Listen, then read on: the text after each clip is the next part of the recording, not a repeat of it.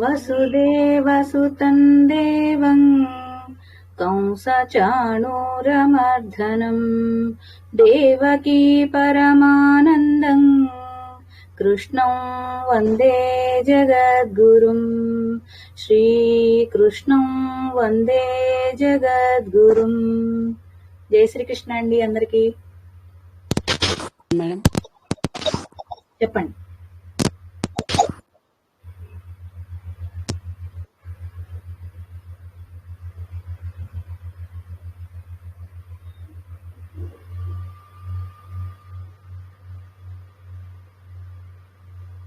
అందరికి లగ్నం అర్థమైందండి? ప్రాక్టీస్ చేశారా లగ్నము? జయ శ్రీకృష్ణ. నా వాయిస్ వస్తుందండి? క్లియర్ గానే ఉందా? వినిపిస్తుంది మేడం. వినిపిస్తుందండి. ఎవరికైనా ఇంకా లగ్నం వేయటం డౌట్ ఉంటే ఒకసారి చెప్పండి, మళ్ళీ అదే చెప్పుకుందాము. లేదంటే నెక్స్ట్ టాపిక్ వెళ్దాం.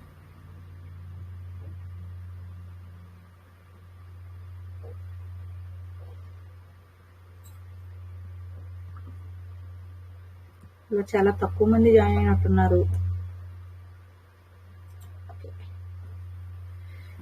సరే, ఒకసారి మనం మళ్ళీ ఎట్లా లగ్నం వేయాలి అనేది రివ్యూ చేసుకుందాం అండి. ఈలోపు ఇంకెవరన్నా జాయిన్ అవుతారేమో చూద్దాము. ముందుగా అందరికి స్వాతంత్ర దినోత్సవ శుభాకాంక్షలు అండి. Thank you madam. స్వాతంత్ర దినోత్సవ శుభాకాంక్షలు మీకు కూడా మేడం. థ్యాంక్ యూ అండి. Thank you ma'am. Happy independence day. Thank you అండి. ఓకే, మనము జాతక చక్రం వేయాలంటే మనం మొత్తం 10 స్టెప్స్ ఉన్నాయి అనుకున్నాం కదా. మొదటి స్టెప్ ఏమనుకున్నాము, ఒక వ్యక్తి పుట్టినప్పుడు సూర్యుడు ఉన్నటువంటి పొజిషన్ బట్టి మనము లగ్నాన్ని క్యాలిక్యులేట్ చేయాలి అనుకున్నాం. తర్వాత ఏమనుకున్నాము, లగ్నం తెలిసిన తర్వాత ఆ లగ్నం నుంచి ఆ లగ్నానికి అంటే మంచి చేసే గ్రహాలు ఏంటివి, అంటే చెడు చేసే గ్రహాలు ఏంటివి అనేది గుర్తించాలి అనుకున్నాం. తర్వాత ఏమనుకున్నాము, ఆ లగ్నాన్ని బట్టి ఆ 12 భావాలని లగ్నం నుంచి రాసుకోవాలి అనుకున్నాం. తర్వాత ఏమనుకున్నాము, ఆ వ్యక్తి పుట్టినప్పుడు ఒక్కొక్క గ్రహము ఎక్కడ ఉంది అంటే ఏ రాశిలో ఉన్నది అనేది మనం ఆ చార్ట్ లో నింపాలి అనుకున్నాం. మొత్తం 4 స్టెప్స్ అనుకున్నాం. 4 స్టెప్స్ మనము 3 స్టెప్స్ చెప్పుకున్నాము. భావాలు వేయటం కూడా చెప్పుకున్నాము, కాకపోతే ఏ భావం ఏంటి అనేది ఇంకా చెప్పుకోలేదు. ఫస్ట్ స్టెప్ ఏమనుకున్నాం, లగ్నము అనుకున్నాం. లగ్నం వేయాలంటే మనకి ఏం కావాలి అనుకున్నాము. ఎవరైనా చెప్తారండి? ఎవరైనా ఎక్స్ప్లెయిన్ చేయగలుగుతారా? అంటే మీకు అర్థమైందా లేదా అన్న దాని గురించేనండి. ఎవరైనా చెప్తానంటే నేను వింటాను, ఎక్స్ప్లెయిన్ చేయండి.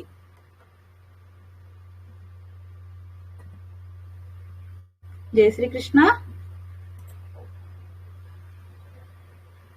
జై శ్రీకృష్ణ మేడం. చెప్తారండి? మేడం, లగ్నం వేయాలంటే ఫస్ట్ ఆ వ్యక్తి పుట్టిన సమయము, తేదీ, సంవత్సరం, ఏ టైంలో పుట్టాడు, ఏ ప్రదేశంలో పుట్టాడు అన్నది చూసుకోవాలి మేడం. ఆ తర్వాతకి అది చూసుకొని తర్వాత ఆ రోజు లగ్నం ఏంటని తెలుసుకోవాలంటే మార్నింగ్ మనం మామూలుగా ఆన్లైన్ లో చూస్తే అది ఆ రోజు సూర్యోదయం చూసుకొని దాని ప్రకారం లగ్నం ఆ రోజు సూర్యుడు ఏ రాశిలో ఉన్నాడు అన్నది తెలిస్తే మనకి లగ్నం తెలుస్తుంది కదా మేడం. ఆ లగ్నాన్ని బట్టి లగ్న ప్రమాణం క్యాల్కులేట్ చేసుకోండి మేడం. తర్వాతకి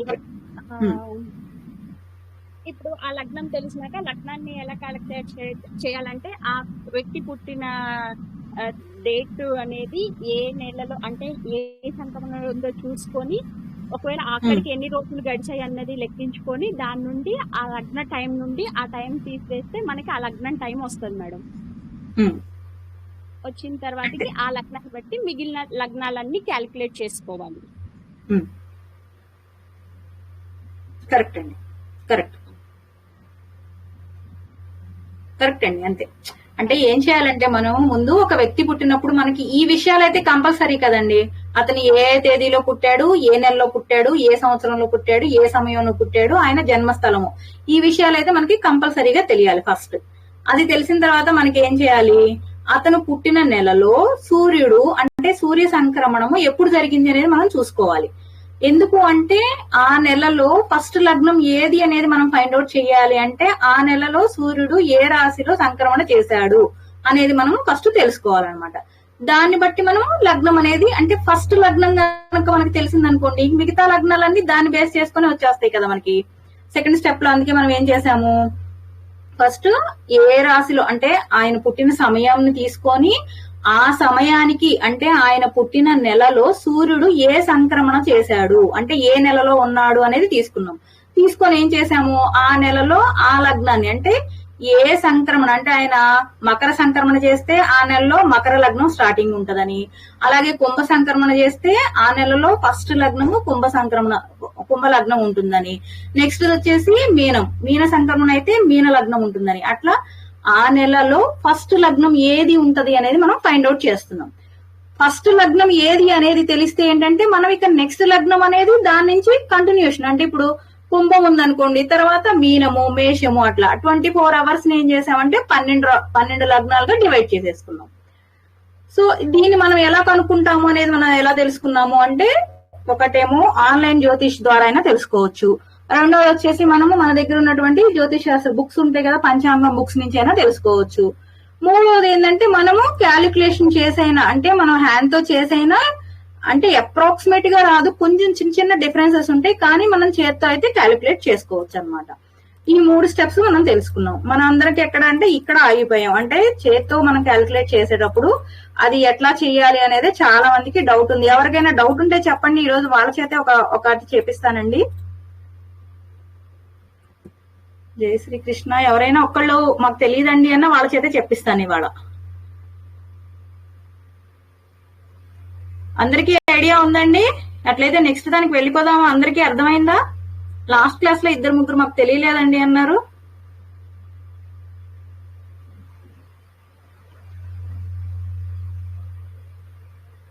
నా వాయిస్ వినిపిస్తుందండి?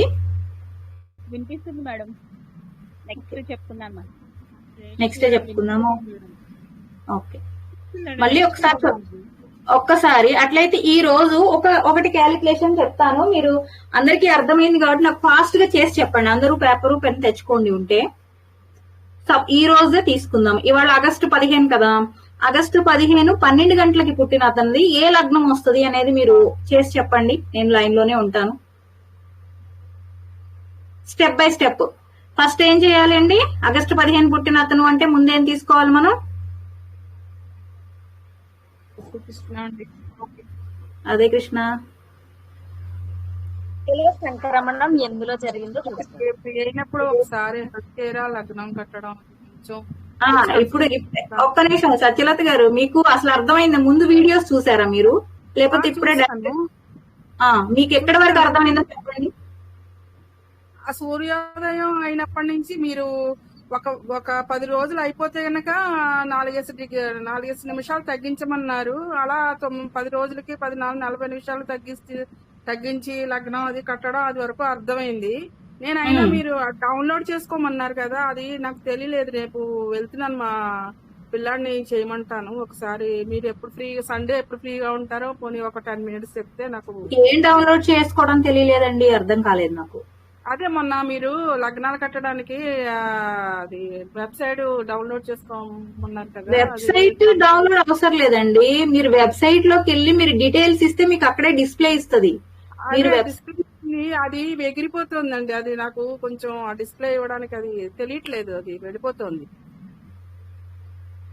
ఓకే అండి, ఓకే సరే, మీకు అర్థమైంది కదా. ఈ రోజు ఆగస్టు 15 12 గంటలకు పుట్టిన అతనిది లగ్నం ఏంటో మనం క్యాలిక్యులేట్ చేస్తున్నాం కదా. ఇప్పుడు ఫస్ట్ మనకి ఏమేమి డీటెయిల్స్ కావాలో చెప్పండి మీరు. మేడం పుట్టిన సమయం కర్కాటక లగ్నంతో స్టార్ట్ అవుతుంది మేడం. తెలంగాణ అవన్నీ తెలవాలి మ్యామ్. ఫస్ట్ స్టెప్ నేను ఇక్కడ రాశాను కదా, స్క్రీన్ కనిపిస్తుందా మీకు? కనిపిస్తుంది సార్. ఆ స్క్రీన్ మీద ఉన్న వాటిని బట్టి చెప్పండి. ఇప్పుడు పుట్టిన తేదీ ఏంటి అతనిది? 24/6/2025 అండి. నేను ఇప్పుడు చెప్తుంది ఏ రోజు అండి? ఈ రోజు ఆగస్ట్ 15, 2025. సత్యలత గారిని మాట్లాడండి. ఆవిడకి అర్థం కాలేదు అంటున్నారు కదా, ఆవిడ చేసి చెప్పిద్దాం, ట్రై చేద్దాం. అంటే ఆవిడకి ఇంకేమైనా కొంచెం అర్థం అవుతుందేమో. కొంచెం బిజీ హైదరాబాద్ ప్రయాణంలో ఉన్నాను, ఇప్పుడు చెప్పిన కొంచెం. ఓకే అండి, మీరు అలా అయితే మ్యూట్ అయిపోండి, అలా అయితే. ఓకే, ఇప్పుడు ఒక్కొక్కళ్ళు అన్మ్యూట్ అయ్యి చెప్పండి. ఒక్కొక్క స్టెప్ ఒక్కొక్కళ్ళు చెప్పండి అండి. అందరూ ఒక్కసారిగా అన్మ్యూట్ అవ్వద్దు, ఒక్కొక్కళ్ళు అయ్యి చెప్పండి. ఫస్ట్ స్టెప్ లో మనం ఏం తెలుసుకోవాలి? ఫస్ట్ పుట్టిన తేదీ, పుట్టిన సమయము, జన్మస్థలము, ఆ తేదీలో సూర్యోదయం ఏంటి అనేది తెలుసుకోవాలి. ఈ రోజు సూర్యోదయం సపోజ్ 5:59 అనుకోండి. పేపర్ మీద నోట్ చేసుకోండి అందరూ.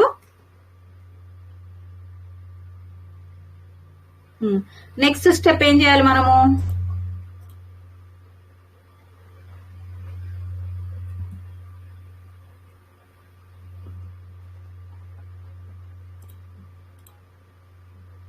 మీరు కర్కాటక లగ్నంతో స్టార్ట్ అయింది అనుకుంటున్నాను. కర్కాటక లగ్నం ఏ డేట్ నుంచి ఏ డేట్ వరకు ఉంటది అనేది చూసుకోవాలి కదండి మనము. మీకు అందరికీ 17 నుంచి ఆగస్టు 17 వరకు. ఎప్పటి వరకు అండి? జూలై 17 నుంచి ఆగస్టు 17. అంటే ఆల్రెడీ 2:04 అయిపోయినట్టే కదా మేడం ఇక్కడ. అంటే ఇప్పుడు మనకి మొత్తం 30 డిగ్రీలు కదండి. మనం ఏమనుకుంటున్నాం, ఒక రాశి అంటే 30 డిగ్రీస్ కదా. అదే మేడం, జూలై 17 అంటే 15 ఈ రోజు ఆల్మోస్ట్ అయిపోయింది. 20 డిగ్రీస్ 2 అయిపోయింది. అవర్స్ అయిపోయింది. లాస్ట్ లో ఉంది 2 అవర్స్ 28 డిగ్రీస్ అయిపోయింది. అవును, కరెక్ట్. 28 డిగ్రీస్ అయిపోయింది. సో ఇంకా 2 డిగ్రీలే ఉంది, అవునా కదా? అవును మేడం. 2 కాబట్టి డిగ్రీస్ 2:04 తీస్తే ఇంకా ఓన్లీ 8 minutes ఉంది కర్కాటక లగ్నం. ఆ తర్వాత సింహ లగ్నం స్టార్ట్ అయిపోయింది. మీరు అట్లా కాకుండా ఏం చేస్తారంటే 28 డిగ్రీలు అయిపోయింది కదా. 28 డిగ్రీస్ అంటే ఎన్ని నిమిషాలు అయిపోయినట్లు ఒకసారి చూడండి. 1:52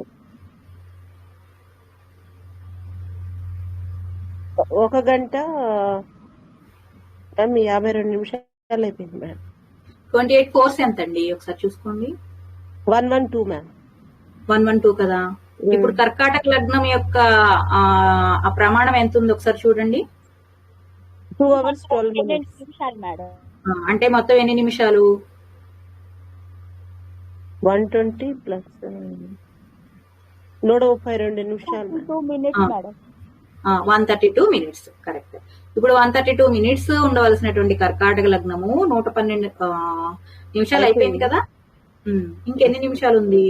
20 నిమిషాలు ఉంది. అంటే ఇంకా కర్కాటక లగ్నం ఎంతసేపు ఉంది? 15వ తారీఖు ఉదయం 20 నిమిషాలు ఉంది. సూర్యోదయం ఎప్పుడు? 5:59.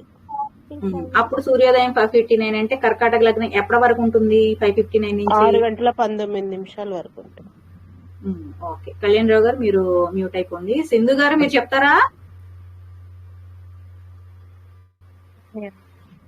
అర్థమైందా అండి మీకు?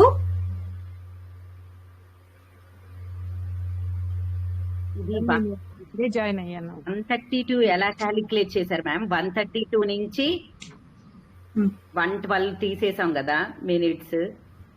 ఆ 132 అర్థం కాలేదు మ్యామ్, ఎలా వచ్చిందని. 132 అంటే కర్కాటక లగ్నం ఎంత? 112 28. కర్కాటక లగ్నం ఎంత ఉంది? 2 గంటల 12 నిమిషాలు టైం. అది గంటలు నిమిషాలని మొత్తాన్ని నిమిషాల్లోకి మార్చుకోవాలి. ఇది మీరు బాగా అంటే దీనికోసం చెప్పట్లేదండి, నెక్స్ట్ క్లాసెస్ కూడా మీకు ఎక్కువ క్యాలిక్యులేషన్. ఇప్పుడు దీంతో మనకి సూర్యుడి నుంచి వేసేది అయిపోయింది. నెక్స్ట్ చంద్రుడి నుంచి వేసే అన్నిట్లో కూడా మనకి గంటలు నిమిషాలు, అట్లాగే సంవత్సరాలు రోజులు ఇలా మార్చుకోవటం బాగా రావాలి. సో ఇది ప్రాక్టీస్ చేయండి ఎక్కువ అందరూ. అంటే ఇప్పుడు గంటల్లో ఉందనుకోండి, మొత్తాన్ని నిమిషాల్లోకి మార్చుకుంటే మనకి క్యాలిక్యులేషన్ ఈజీగా అవుతుంటుంది. అట్లాగే ఇన్ హవర్స్ నుంచి ఇన్ అవర్స్, ఈ రెండింటి మధ్య డిఫరెన్స్ ఎంత? ఇప్పుడు నక్షత్రం తీసుకున్నాం అనుకోండి, ఈ నక్షత్రము మనం ఎన్నో పాదంలో ఉన్నాము ఏంటి అనేది తెలియాలంటే ఆ హవర్స్ నుంచి మినిట్స్, మళ్ళీ మినిట్స్ సెకండ్స్ అవన్నీ ఉంటాయి కదా, ఆ క్యాలిక్యులేషన్స్ మనకు అర్థం కావాలి ముందు. అంటే అన్నింటినీ అంటే ఏదైతే తక్కువ ఉంటుందో దాంట్లోకి అన్ని కన్వర్ట్ చేసేసుకొని దాంట్లో నుంచి తీసేయడం ఈజీగా ఉంటుంది. ఇక్కడ నేను ఏం చేశాను, 2:12 ఉంది కదా, 2 గంటలు అంటే గంటకు 60 నిమిషాలు, అవునా కదా?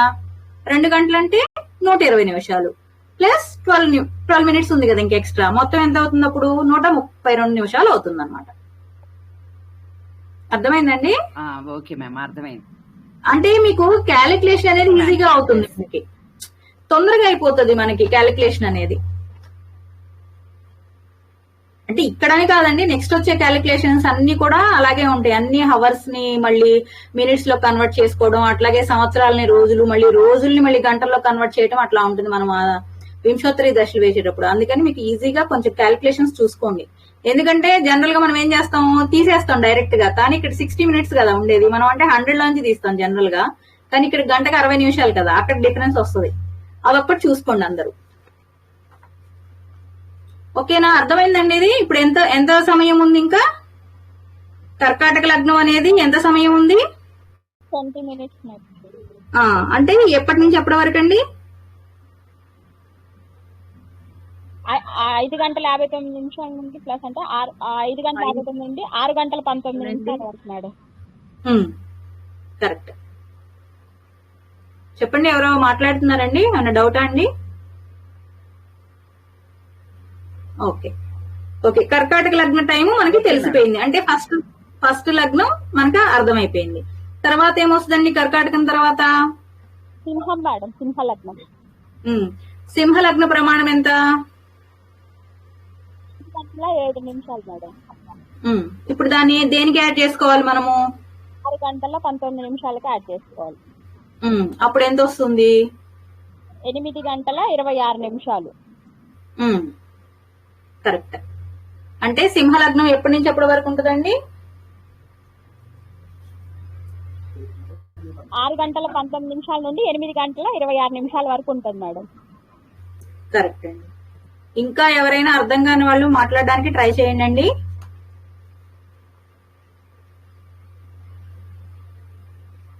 ఇప్పుడు కర్కాటక లగ్నము టైం తెలిసింది, సింహ లగ్నము టైం తెలిసింది. కర్కాటక లగ్నం ఏమో 5 గంటల 59 నిమిషాల నుంచి 6 గంటల 19 నిమిషాల వరకు ఉంటుంది ఉదయం. ఏది? ఆగస్టు 15. అలాగే ఆ సింహ లగ్నం అనేది 6 గంటల 19 నుంచి 8 గంటల 26 నిమిషాల వరకు ఉంది. కర్కాటక లగ్నం అయిపోయింది, సింహ లగ్నం అయిపోయింది. తర్వాత ఏ లగ్నం వస్తుందండి? మాట్లాడిన వాళ్ళు కాకుండా వేరే వాళ్ళు మాట్లాడండి. మేడం ఒక్క నిమిషం అండి. ఫస్ట్ కర్కాటక లగ్నం 5:59 నుంచి 6:19 ఎలా క్యాలిక్యులేట్ చేసామండి? ఎలా చెప్పండి, అసలు ఫస్ట్ ప్రాసెస్ ఎలా అనుకున్నాం మనము? చెప్పండి, మీరే చెప్పండి.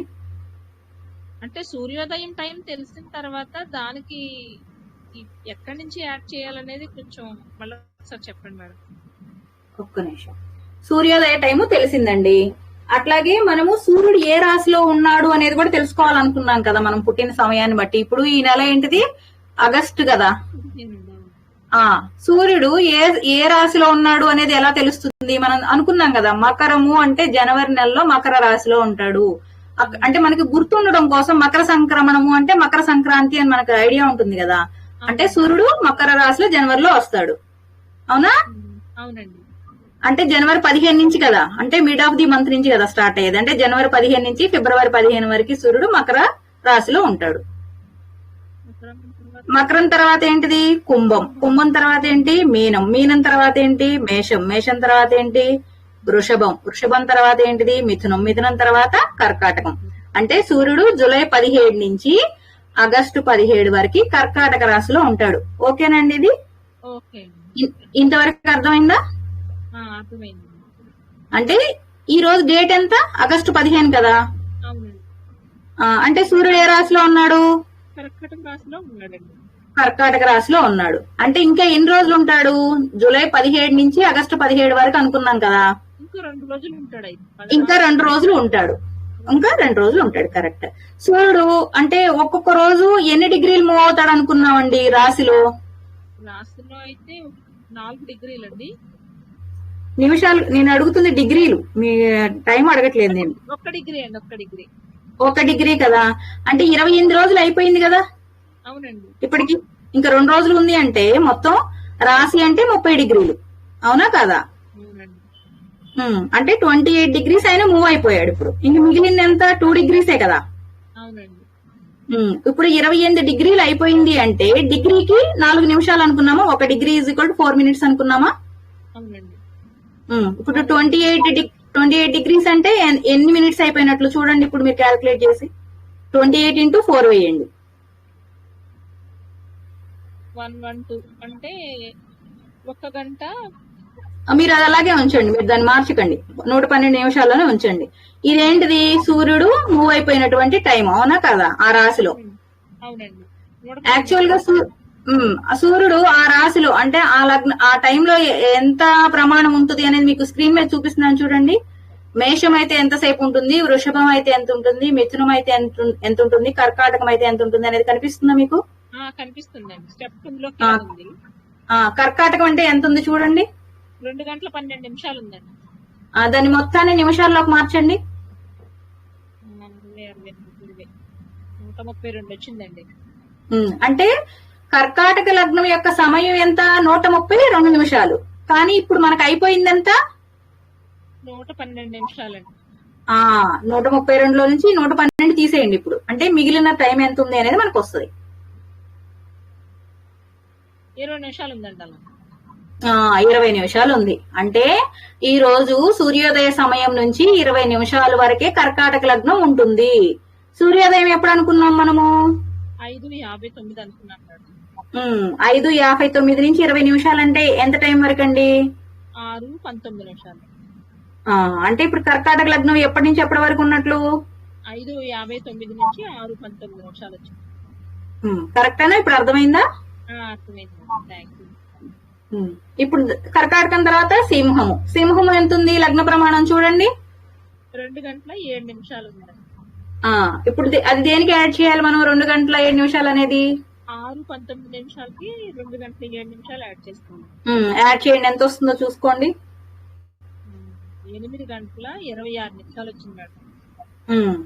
సింహ లగ్నం కూడా అంటే ఇప్పుడు అతను ఎన్నింటికి పుట్టాడని చెప్పాను నేను, 12ంటికి అన్నాను కదా, ఇంకా మనకి 12 టైం రాలేదు కదా. రాలేదండి. సో నెక్స్ట్ లగ్నం చూడండి. నెక్స్ట్ లగ్నం ఏంటి? కన్యా లగ్నం 8:26 నుంచి అంటే 10:31 నిమిషం వరకు ఉంటుందండి. కన్యా లగ్న ప్రమాణం ఎంత ఉంది? 10:31 వరకు ఉంది. ఎప్పటి నుంచి ఎప్పటి వరకు? 8:26 నుంచి 10:31 వరకు ఉందండి. కన్యా లగ్నం తర్వాత ఏ లగ్నం వస్తుందండి? తులా లగ్నం వస్తుంది. ఇప్పుడు తులా లగ్నం ఎప్పటి నుంచి ఎప్పటి వరకు ఉంటుంది? 10:31 నుంచి 12:41 వరకు ఉంటుంది. ఇప్పుడు అతను 12ంటికి పుడితే ఇప్పుడు ఏ లగ్నంలోకి వస్తాడు అతను? తులా లగ్నంలోకి వస్తాడు మేడం. అది అతని యొక్క లగ్నం. అంటే ఆగస్టు 15వ తారీఖు 12ంటికి పుట్టిన అతని లగ్నం ఏంటి అంటే తులా లగ్నము. అర్థమైందండి? అర్థమైంది. ఇంకా ఎవరికైనా డౌట్ ఉందా అండి? అదే 9ంటికి పుట్టాడు అనుకోండి ఇవాళ ఉదయము, అతని ఏ లగ్నం వస్తుంది చెప్పండి? కన్యా లగ్నం వస్తుంది అన్నమాట. అట్లా మీరు లగ్న ప్రమాణాలన్నీ వేసుకుంటే ఆ టైంని బట్టి ఏ లగ్నంలో పుడితే ఆ లగ్నం కిందకి వస్తుంది అనమాట. కొంచెం చిన్న డిఫరెన్సెస్ ఉండొచ్చండి, ఎందుకంటే చెప్తుంది మనము సూర్యుడు 1 డిగ్రీ తిరుగుతున్నాడని తీసుకుంటున్నాం, ఎక్కువగా లాస్ట్ కి వచ్చేటప్పటికి కొద్దిగా డిఫరెన్సెస్ ఉంటాయి. అది ఒకసారి చూసుకోండి. మీకు అక్కడ డౌట్ వచ్చినప్పుడు మీరు ఏం కంగారు పడవద్దు, జస్ట్ నెట్ లోకి వెళ్ళండి. సూర్యుడు ఎన్ని డిగ్రీలో ఉన్నాడు అనేది మీకు ఆన్లైన్ లో చూపించాను కదా, ప్రతి గ్రహము ఎన్ని డిగ్రీలో ఉన్నాడు అనేది మనకి నెట్ లో అవైలబిలిటీ ఉంటుంది. దాన్ని చూసుకునైనా మనం క్యాలిక్యులేట్ చేసుకోవచ్చు, దాంట్లో ఇబ్బంది ఏమీ లేదు. మనకి అసలు ప్రాసెస్ ఏంటి అనేది అర్థం కావడం కోసం నేను మీకు ఇది చెప్తున్నాను. ఓకేనండి? సింధు గారు మళ్ళీ ట్రై చేస్తారా మీరేమన్నా? మళ్ళీ అర్థం కాకపోతే చెప్పండి అండి, ఇంకొకసారి చెప్పుకుందాం. ఇంకా ముందుకు వెళ్ళిపోయామంటే ఇంకెవన్నీ లేదు. ఇంకా మనకి నెక్స్ట్ కి చంద్రుడిదే లగ్నం, సూర్యుడి నుంచి వేసే లగ్నం అయిపోయింది చాలా వరకు. మేడం మళ్ళా చెప్పండి మేడం. ఇప్పుడు మీకు అసలు అర్థమైందా లగ్నం అనేది ఎలా క్యాలిక్యులేట్ చేస్తారనేది అర్థమైందా? అసలు లేను, ఫస్ట్ స్టార్టింగ్ లో లేను మేడం, ఇప్పుడు జస్ట్ జాయిన్ అయ్యాను. క్లాస్ ఉంది ఈ రోజు క్లాస్ కాదు సింధు గారు, మీరు ఇంతకు ముందు కూడా విన్నారు కదా. ఇంకొకటి ఏంటంటే నేను చెప్పేది, నేను ఎన్ని సార్లు చెప్పినా కూడా మీరు ముందు క్లాసులు విని మీరు నోట్స్ అంటే పేపరు పెన్ను పెడితేనే ఇది అర్థమవుతుంది. చెప్తే వినేసి వదిలే రాయడం కాదు, అది అర్థం కావాలి. రాయడం కాదు, అర్థం కావాలి. అది అదే రాస్తున్నాను. నాకు షేర్ చేసుకోవాలంటే నాకు ఇది మళ్ళా ఈ డౌట్ ని క్లారిఫై చేసుకోవటానికి ఇప్పుడు చూడండి కాదు కాదు, చాలా మంది ఎంత బాగా రాసి పెట్టారో నోట్స్ అయితే.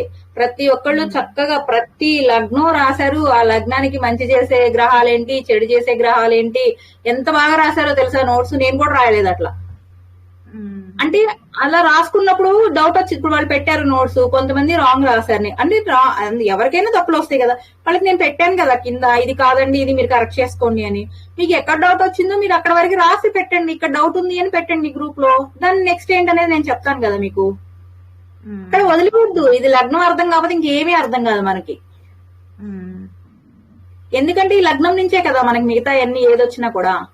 ఫస్ట్ మళ్ళీ చెప్తున్నాను వినండి. లగ్నం అనేది ఎలా క్యాలిక్యులేట్ చేయాలంటే, ఇప్పుడు సపోజ్ ఒక వ్యక్తి జన్మించాడు అంటే ఆయన జన్మించిన సమయం తెలుస్తుంది ఫస్ట్ మనకి. అట్లాగే డే అంటే ఏ రోజు పుట్టాడు అనేది తెలుస్తుంది. అలాగే ఏ నెల పుట్టాడు, ఏ సంవత్సరం పుట్టాడు, ఏ ప్లేస్ లో పుట్టాడు, ఇవనేది మెయిన్ మనకు కావాలి కదా. లగ్నం లెక్కించాలంటే మనకి ఈ అంశాలన్నీ కంపల్సరీగా కావాలి. ఇది అర్థమైంది కదా మీకు? పుట్టిన తేదీ, సమయము, జన్మస్థలము, సూర్యోదయ సమయం అనేది కావాలి, కంపల్సరీగా కావాలి. ఎందుకంటే సూర్యోదయం అనేది ప్లేస్ కి మారిపోతుంటది కాబట్టి. సెకండ్ ఏం చేయాలి మనము, సూర్యుడు ఆ నెలలో ఏ రాశిలో ఉన్నాడు అనేది ఫస్ట్ ఫైండ్ అవుట్ చేయాలి మనం. మీకు ఇంతకు ముందు ఒక చార్ట్ ఇచ్చాను, అది గుర్తుందా? సూర్యుడు ఏ డేట్ నుంచి ఏ డేట్ వరకు ఏ రాశిలో ఉంటాడు, ఎన్ని రోజులు ఉంటాడు అనేది కూడా నేను మీకు పెట్టాను ప్రీవియస్ క్లాసెస్ లో. ఒకసారి చూడండి, ఒకవేళ చూడకపోతే బ్యాక్ వెళ్ళి చూడండి ఒకసారి. మీరు ఆ చార్ట్ చూస్తే సూర్యుడు ఇప్పుడు ఆగస్టు 15 అనుకున్నాము. ఆగస్టు 15 అంటే సూర్యుడు ఈ ఆగస్టు నెలలో అంటే జూలై 17 నుంచి ఆగస్టు 17 వరకు ఆయన కర్కాటక రాశిలో ఉంటాడు. అంటే కర్కాటక సంక్రమణం జరుగుతుంది ఎప్పుడు? జూలై 17 రోజున. జూలై 17 రోజున అంటే జూలై 17న ఆయన కర్కాటక రాశిలోకి ప్రవేశిస్తే ఆగస్టు 17 వరకు కర్కాటక రాశిలో ఉంటాడు. ఆగస్టు 18కి ఏ రాశిలోకి వెళ్తాడు? కర్కాటకం తర్వాత ఏ రాశి అండి? కర్కాటకం తర్వాత సింహ. తర్వాత సింహరాశిలోకి వెళ్తాడు. అంటే 17 వరకు అంటే ఆగస్టు 17 వరకు అయినా కర్కాటక రాశిలో ఉంటాడు. అది మనం ఫస్ట్ ఫైండ్ అవుట్ చేయాలి. ఆ నెలలో సూర్యుడు ఏ రాశిలో ఉన్నాడు అనేది ఫస్ట్ కనుక్కోవాలి. కనుక్కున్నాక ఏం చేయాలి? ఇప్పుడు అతను పుట్టిన తేదీ ఉంది కదా మనకి, ఆ తేదీకి ఆ సూర్యుడు ఎంటర్ అయిన తేదీకి డిఫరెన్స్ ఎంత ఉందనేది చూసుకోండి మీరు. ఇప్పుడు జూలై 17 నుంచి ఆగస్టు 17 వరకు సూర్యుడు ఉంటాడు అనుకుంటున్నాం కదా, కానీ అతను పుట్టింది ఎప్పుడు అనుకుంటున్నాం? ఆగస్టు 15. అంటే జూలై 17 నుంచి ఆగస్టు 15 వరకు ఎన్ని రోజులు గడిచిపోయినాయి అనేది చూసుకోండి. ఇంకా సింపుల్ గా కావాలంటే ఆగస్టు 17 వరకే కదా ఉండేది ఆయన. అంటే 30 డిగ్రీలు ఉండాల్సిన ఆయన 28 డిగ్రీలు మూవ్ అయిపోయాడు అనుకోండి ఈజీగా. అంటే 28 డిగ్రీలు సూర్యుడు కర్కాటక రాశిలోకి ముందుకు జరిగిపోయాడు అనమాట. అంటే దగ్గర సింహరాశికి దగ్గరలో ఉన్నాడు ఆయన. ఇంకా 2 డిగ్రీలు జరిగితే ఆయన సింహరాశిలోకి వెళ్ళిపోతాడు. ఓకేనా? ఇంతవరకు అర్థమైందా? ప్రతి లగ్నానికి లగ్న ప్రమాణాలు అనేది మీకు ఇచ్చాను, స్క్రీన్ మీద కనిపిస్తుందా? ఈ లగ్న ప్రమాణం అంటే ఒక్కొక్క లగ్నము ఎంత టైం ఉంటుంది అనేది అనమాట. ఇదంతా మేష లగ్న ప్రమాణం ఎంత, వృషభ లగ్నం ఎంత టైం ఉంటుంది, మిథున లగ్నం ఎంత టైం ఉంటుంది, కర్కాటకం ఎంత టైం ఉంటుంది అనేది ఇచ్చాను. కర్కాటక లగ్న ప్రమాణం ఎంత ఉంది? 2 గంటల 12 నిమిషాలు. 2 గంటల 12 నిమిషాల ముందు మొత్తం నిమిషాల్లోకి మార్చుకోండి. మీకు ఇచ్చిన చార్ట్ లో నేను అది కూడా పెట్టాను, నిమిషాలు కూడా పెట్టే ఇచ్చాను మీకు. మళ్ళీ ఇప్పుడు బ్యాక్ వెళ్తాం ఎందుకు. 2 గంటల 12 నిమిషాలు మొత్తం నిమిషాల్లోకి మార్చండి.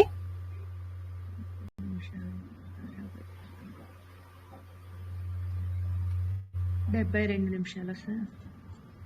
2 గంటల 12 నిమిషాలండి. గంటకి 120 132 నిమిషాలు. 132 నిమిషాలు అంటే కర్కాటక లగ్నం. అంటే ఆ నెల మొత్తం కర్కాటక లగ్నం స్టార్టింగ్ లగ్నం ఏదైతే ఉందో 132 నిమిషాలు ఉండాలి. కానీ సూర్యుడు 28 డిగ్రీలు జరిగాడు కదా, ఒక్కొక్క డిగ్రీకి ఎన్ని నిమిషాలు టైం పడుతుంది అనుకున్నాం మనము? 4 నిమిషాలు. 28 డిగ్రీలు జరిగిపోయాడు కాబట్టి 28 ఇంటూ 4 వేయండి, ఎంత వస్తుందో చూడండి. 112 వచ్చింది కదా. అంటే 132 నిమిషాలు ఉండవలసిన కర్కాటక లగ్న సమయంలో 112 నిమిషాలు అయిపోయింది. ఇంకెంత ఉంది? 20 నిమిషాలు ఉంది. 20 నిమిషాలు ఉంది. సో సూర్యోదయము మనకు తెలుసు. సూర్యోదయం ఏమనుకున్నాం? ఆగస్టు 15న 5 గంటల 59 నిమిషాలు అనుకున్నాం ఇవాళ సూర్యోదయం హైదరాబాద్ లో. ఆగస్టు 15. అర్థమైందండి? ఆగస్టు 15 ఉమ్, సూర్యోదయం 5 గంటల 59 నిమిషాలు 59 నిమిషాలు. ఉమ్, అంటే 6 ఉంది. దగ్గర ఒక సో నిమిషం. 5 గంటల 59 నిమిషాలకి ఈ 20 నిమిషాలు యాడ్ చేయండి. మిగిలినటువంటి 20 నిమిషాలు యాడ్ చేయండి. 20 నిమిషాలు యాడ్ చేస్తే ఉమ్, 6 గంటల ఉమ్, 10 ఉమ్. మళ్ళీ 6 చూడండి గంటల ఒకసారి. 19 నిమిషాలు అన్నట్టు. ఆ, అంటే కర్కాటక లగ్నం ఎప్పటి నుంచి ఎప్పటి వరకు ఉన్నట్లు? 6:19 వరకు. ఎప్పటి నుంచి? ఉదయము 5:59 నుంచి ఉమ్, అంతే కర్కాటక కదా? లగ్నం వచ్చేసి 5:59 నుంచి 6:19 వరకు కర్కాటక లగ్నం ఉంది. ఉమ్. తర్వాత కర్కాటక లగ్నం తర్వాత ఏ లగ్నం వస్తుంది? కర్కాటకం తర్వాత సింహం. సింహ లగ్న ప్రమాణం ఎంత ఉందో చూడండి స్క్రీన్ మీద. సింహం 2 గంటల 7 నిమిషాలు. ఆ 2 గంటల 7 నిమిషాలని 6 గంటల 19కి యాడ్ చేయండి. 6 గంటల ఎంత వస్తుందో చూడండి. 60 60 120 120 7 నిమిషాలు 127 ప్లస్ 19 సింధు నిమిషాలు. గారు అంత కష్టపడకండి. 6 గంటల 19 నిమిషాలు కదా. అక్కడ ఎంత ఉంది? సింహ లగ్నం 2 గంటలు ఉంది 7 నిమిషాలు ఉంది. 6 2 ఎంతండి? 8. 8 అక్కడ 19 ఒక 7 నిమిషాలు ఎంత? 26. అప్పుడు ఎంత అవుతుంది? 8 గంటల 26 నిమిషాలు. 26 నిమిషాలు. ఇది ఎక్కువ ప్రాక్టీస్ చేయండి. బాగా గంటల్ని యాడ్ చేసుకోవడం ప్రాక్టీస్ చేయండి. ఓకేనా? ఇప్పుడు సింహ లగ్న ప్రమాణం ఏంటి? 6 గంటల 19 నుంచి 8 గంటల 26 వరకు. 26 నిమిషాల వరకు. అర్థమైందా? ఇంతవరకు అర్థమైందా? తర్వాత ఏంటిది? సింహం తర్వాత ఏంటి? కన్య లగ్నం. కన్యా లగ్న ప్రమాణం ఎంత ఉందో చూడండి. 2 గంటల 5 నిమిషాలు. దీన్ని దేనికి యాడ్ చేయాలి? 2 గంటల 5 నిమిషాలకి 8:26 నిమిషాలకి యాడ్ చేయాలి. యాడ్ చేయండి. 10 గంటల 31 నిమిషం. కరెక్ట్. అంటే ఇప్పుడు కన్యా లగ్న ప్రమాణం ఎంత? 10 గంటల 31 నిమిషం. కన్యాల. ఇప్పుడు అతను పుట్టింది ఎన్నింటికి అనుకుంటున్నాం? 12కి. మన టైం వచ్చిందా? ఇంకా రాలేదు కదా. రాలేదు. మళ్ళీ నెక్స్ట్ లగ్నం తీసుకోండి. కన్య. కన్య తర్వాత తుల. తుల లగ్న ప్రమాణం ఎంత ఉంది? మేడం ఇక్కడ తుల లగ్నం లేదు కదా. తుల ఉంది. తుల 2 గంటల 10 నిమిషాలు. తుల లగ్నం. దీన్ని దేనికి యాడ్ చేయాలి? ఈ 10 గంటల 30 నిమిషాలకి 31. 10 గంటల 31కి దాన్ని యాడ్ చేయండి. 10 గంటల 31 తులా లగ్నము 2 గంటల 10 నిమిషాలు. 12 గంటల 41 నిమిషం. ఇప్పుడు మన టైం వచ్చేసిందా? వచ్చిందా లేదా? 12కి కదా అతను పుట్టింది. ఇంకా మనకి ఎక్స్ట్రా 41 మినిట్స్ కూడా వచ్చేసింది. 41 సో ఇప్పుడు అతను లగ్నం తులా లగ్నం అవుతుంది. తులా లగ్నం. ఓకేనా? ఓకే. అర్థమైంది కదండి? ఇంకెవరికైనా అర్థం కాలేదండి? మేడం గారు చెప్పండి సార్. ఒక్క డౌట్ అండి. చెప్పండి. ఇప్పుడు జూలై 17 నుంచి ఆగస్టు 15 వరకు ఉన్నప్పుడు జూలై 17 నుంచి జూలై 31కి 15 రోజులు వస్తున్నది. ప్లస్ ఆగస్టు 15 వరకు చూసుకుంటే ఈ 15 30 రోజులు వస్తున్నది కదా. నేను ఇక్కడ ఒకటి చూడండి. నేను డేస్ తీసుకున్నానా? నేను డిగ్రీస్ తీసుకున్నాను. అందుకే చూడండి. నేను తీసుకున్నది ఏంటిది? సూర్యుడు ఒక రాశిలో ఎన్ని డిగ్రీలు అండి? రాశి అంటే 30 డిగ్రీలు కదా.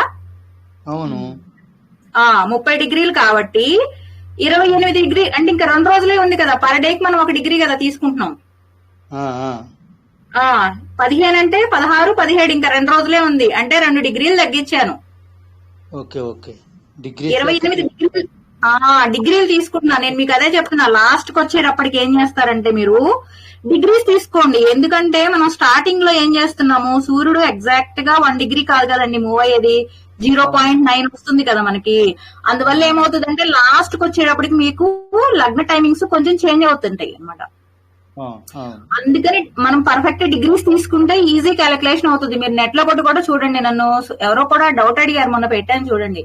మీరు నెట్ లోకి వెళ్తే సూర్యుడు ఎన్ని డిగ్రీలో ఉన్నాడు ఈ రోజు అనేది మీకు వస్తుంది అనమాట. ఓకే అండి. ఆ డిగ్రీస్ తీసుకుని డైరెక్ట్ క్యాలిక్యులేట్ చేసేసుకోవచ్చు మనం.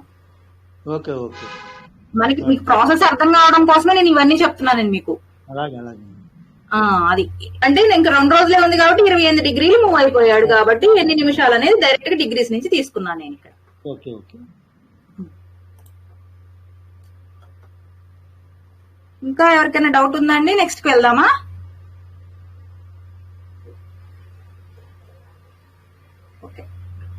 Okay madam. సింధు గారు మీకు డౌట్ క్లియర్ అయింది కదండి, మీకు అర్థమైంది కదా? Okay madam. మీరు అట్లా ఇంకొక లగ్నం ఏదైనా తీసుకొని ఇంకొక డేటు టైము తీసుకొని మీరు ఒక పేపర్ మీద నీట్ గా చక్కగా నోట్ చేసుకోండి. ఇట్లా స్టెప్స్ వైజ్ గా నోట్ చేసుకోండి. మీరు ఇట్లా 2-3 వేసారనుకోండి మీకు అర్థమైపోతుంది ఈజీగా. Okay madam. ఈ ప్రాసెస్ అయినాక మనం ఏం చేస్తాము, మళ్ళీ లగ్నానికి అంటే ఆ లగ్నానికి సంబంధించినటువంటి శుభగ్రహాలు ఏంటి పాపగ్రహాలు ఏంటి అనేది మనం తీసుకుంటామని తెలుసుకున్నాం కదా. అది ఎలా తీసుకుంటాము? లగ్నం నుంచి సూర్యుడు చంద్రుడు 1, 4, 5, 9, 10 ఈ స్థానాల్లో ఉంటేనే వాళ్ళని శుభంగా పరిగణించాలి. అదే ఆ స్థానంలో లేకపోతే వాళ్ళని చెడు చేసే గ్రహాలుగా పరిగణించాలి అని మనం అనుకున్నాం. ఇట్లా ప్రతి లగ్నానికి మంచి చేసే గ్రహాలేంటి చెడు చేసే గ్రహాలేంటి అనేది తెలుసుకున్నాం.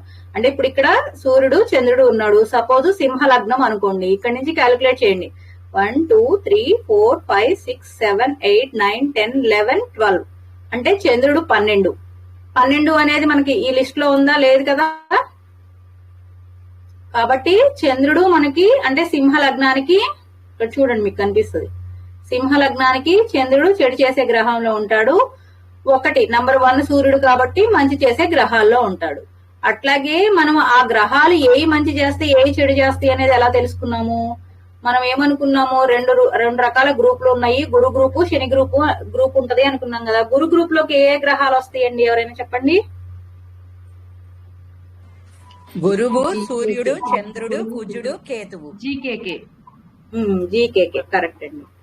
సూర్యుడు చంద్రుడు అనేదేమో ఈ నంబర్స్ బట్టి మనం తీసుకుంటాము. 1, 4, 5, 9, 10 అనే ప్లేసెస్ ని బట్టి సూర్యుడు చంద్రుడు యొక్క పొజిషన్స్ ని బట్టి వాళ్ళు మంచిగా చెడు అనేది తీసుకుంటాం. అలా కాకుండా గురు గ్రూపు శని గ్రూప్ లో మెయిన్ ఏంటి? గురువు అంటే జీకేకే అంటే గురువు, కేతువు, కుజుడు. అట్లాగే శని గ్రూప్ లో ఎవరెవరు వస్తారండి? శని, శుక్రుడు, శని, బుధుడు, రాహువు, శుక్రుడు శని గ్రూప్ లో వాళ్ళు వస్తారు. ఇక సూర్యుడు చంద్రుడు అనేది ఏంటంటే వాళ్ళ పొజిషన్స్ బట్టి మంచిగా చెడు అనేది మారిపోతూ ఉంటది. అట్లా చూడండి, ఎవరైనా చూసుకోండి కావాలంటే. స్క్రీన్ మీద నేను పెట్టాను. లగ్నం ఏంటి, మంచి చేసే గ్రహాలు ఏంటి, చెడు ఇది వేసేసుకున్నారంటే మీకు ఫిక్స్డ్ గా అంటే ఆ లగ్నం చూడంగానే ఓకే ఈ లగ్నానికి వీళ్ళు మంచి చేసే గ్రహాలు, వీళ్ళు చెడు చేసే గ్రహాలు అనేది మీకు ఈజీగా అర్థమైపోతుంది అనమాట. అది ఎలా తెలుస్తుందంటే ఆ లగ్నం అంటే ఇప్పుడు సూర్యుడు ఉన్నాడు అనుకోండి, ఈ సింహ లగ్నం కదా, ఈ లగ్నానికి అధిపతి ఎవరు? సూర్యుడు. సూర్యుడు ఏ గ్రూప్ లోకి వస్తాడో చూసుకోవాలి. అదే కన్యా లగ్నం అనుకోండి, బుధుడు ఏ గ్రూప్ లోకి వస్తాడో చూసుకోవాలి. అదే మేషం అనుకోండి, కుజుడు కదా, కుజుడు ఏ గ్రూప్ లోకి వస్తాడో చూసుకోవాలి. మిథునం అనుకోండి, మిథునానికి కూడా బుధుడే. అలాగే కుంభం అనుకోండి, కుంభానికి అధిపతి ఎవరు? శని గ్రూప్ లోకి వస్తాడు. అలా గ్రూప్ ఏది అనేది మనకి లగ్నం ఏ దేంట్లో అయితే పడుతుందో ఆ లగ్నాధిపతి ఎవరు అనే దాన్ని బట్టి మనం డిసైడ్ చేసుకుంటాం అనమాట. ఓకేనండి.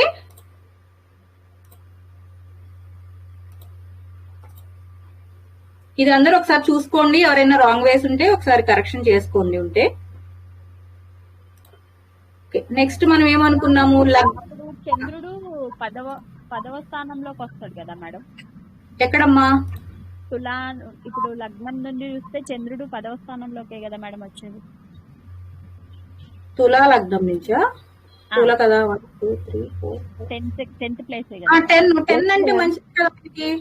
చంద్రుడు మంచి చేస్తాడు, సూర్యుడేమో చెడు చేస్తాడు, అంతే కదా మేడం? అవునండి అంతే. అదే కదా, చంద్రుడు మంచి చేస్తాడు, సూర్యుడు చెడు చేస్తాడు. చెడు గ్రహాలకు సూర్యుడు వచ్చాడు కదా. అంతేనండి, మీరు అడిగింది అదేనా మీ డౌట్? అదే మేడం, అదే ఇందాక ఆ. 12వ ప్లేస్ లో ఉన్న అన్నట్లుగా అనిపిస్తే అదే నేను నాకు నేను తప్పొచ్చింది. వేరే లగ్నం చెప్పుకుంటాను. అలా అయితే తులా లగ్నం చెప్పుకుంటాను, వేరే లగ్నానికి 12వ ప్లేస్ వచ్చి ఉండొచ్చు. Okay madam, thank you. అది తెలిసిన తర్వాత మనం ఏమనుకున్నాం నెక్స్ట్, ఏదైనా కూడా లగ్నం నుంచే ఉంటుంది. లగ్నం తెలిసిందంటే లగ్నం నుంచే భావాలు ఉంటాయి అనుకున్నాం. గుర్తుందండి లాస్ట్ క్లాస్ లో మనం అనుకున్నాము. Yes madam. భావాలు చెప్పండి ఎవరైనా ఒకసారి. తనుభావం, ధనభావం, భ్రాతృభావం, మాతృభావం, పుత్రభావం, శత్రుభావం, కలత్రభావం, ఆయుధ్యభావం, భాగ్యభావం, ఉద్యోగ భావం, లాభభావం. ఇవన్నీ దేని మీద డిపెండ్ అయి ఉంటాయండి? లగ్నం మీద. లగ్నం మీదే డిపెండ్ అయి ఉంటాయి. మీరు లగ్నం తప్పేస్తే ఈ భావాలన్నీ తప్పే వెళ్ళిపోతాయి కదా. అందుకని లగ్నం అనేదే మనకి మెయిన్ ఇంపార్టెంట్ అన్నమాట. అందుకే లగ్నం అంటే ఏంటి, మనం ఏమనుకున్నాం, జన్మ సమయంలో తూర్పు దిశలో ఉదయించే రాశి అనుకున్నాం కదా. ఆ లగ్నం నుంచే ఈ జాతక చక్రంలో ఈ 12 భావాలు అనేవి ఉంటాయి అన్నమాట. అందుకే లగ్నాన్ని ఏమంటారు అనుకున్నాం, తనుభావం అనుకున్నాం. తనువు అంటే ఏంటి చెప్పండి? శరీరం. అంటే నేను అనే భావం ఉంటేనే ఇవన్నీ వస్తాయి. అంటే నా ధనం ఎలా ఉంటుంది, నా సోదరులు ఎలా ఉంటారు, నా మాత అంటే నాకు తల్లి ఎలా ఉంటుంది, నాకు పుత్ర సంతానం ఎలా ఉంటుంది, నాకు శత్రువులు ఎవరు, నా పెళ్లి ఎలా ఉంటుంది, నాకు ఆయుష్ ఎలా ఉంటుంది, నాకు భాగ్యం ఎలా ఉంటుంది, నా ఉద్యోగం ఎలా ఉంటుంది, నాకు లాభం ఎలా ఉంటుంది, నా వ్యయం ఎలా ఉంటుంది, అన్ని నన్ను నుంచే కదా వచ్చేది, అవునా కదా? అంతేనండి. నన్ను నుంచి వస్తాయా వేరే వాళ్ళ నుంచి వస్తాయా? నేను నుంచి వస్తాయా వేరే వాళ్ళ నుంచి వస్తాయా?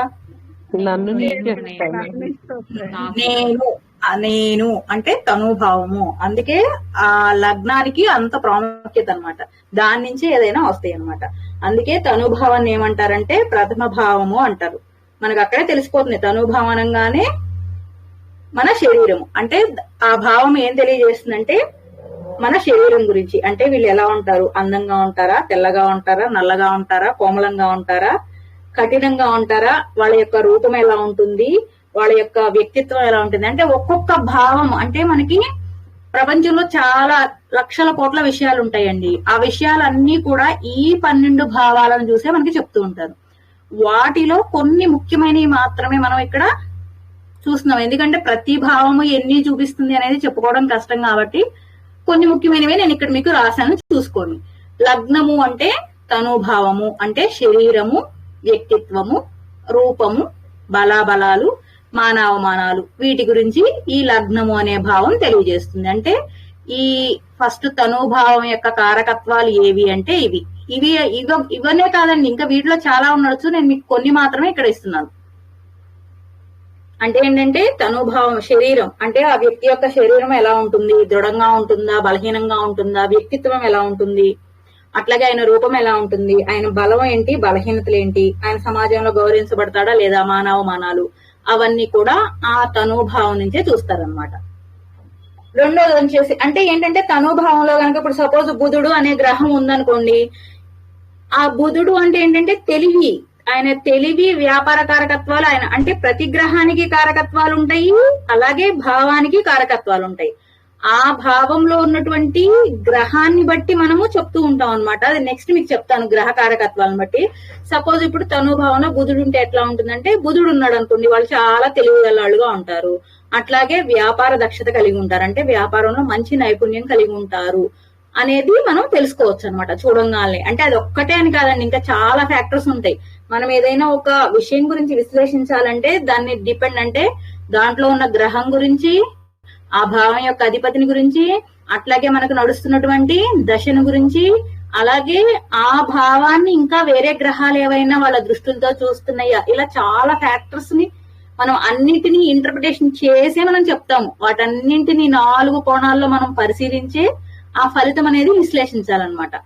కానీ మనం అది తెలుసుకోవాలంటే ముందు అసలు ఒక భావం అంటే ఏంటి, ఆ భావం ఏ ఏ కారకత్వాలు చూపిస్తుంది, అట్లాగే గ్రహము, ఆ గ్రహము ఏ ఏ కారకత్వాలని మనకి చూపిస్తుంది అనేది కూడా మనం తెలుసుకోవాలి. ఇప్పుడు మనం తెలుసుకుంటుంది ఏంటంటే భావ కారకత్వాలు.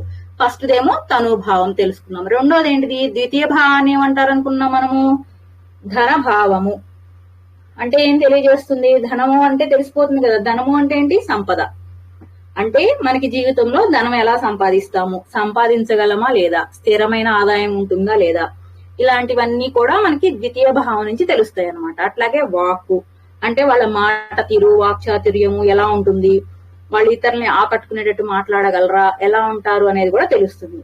అట్లాగే కుటుంబము అంటే మనం పుట్టినటువంటి కుటుంబం ఎలా ఉంటుంది, మన సంస్కారాలు ఎలా ఉంటాయి, మన బాల్యం ఎలా ఉంటుంది.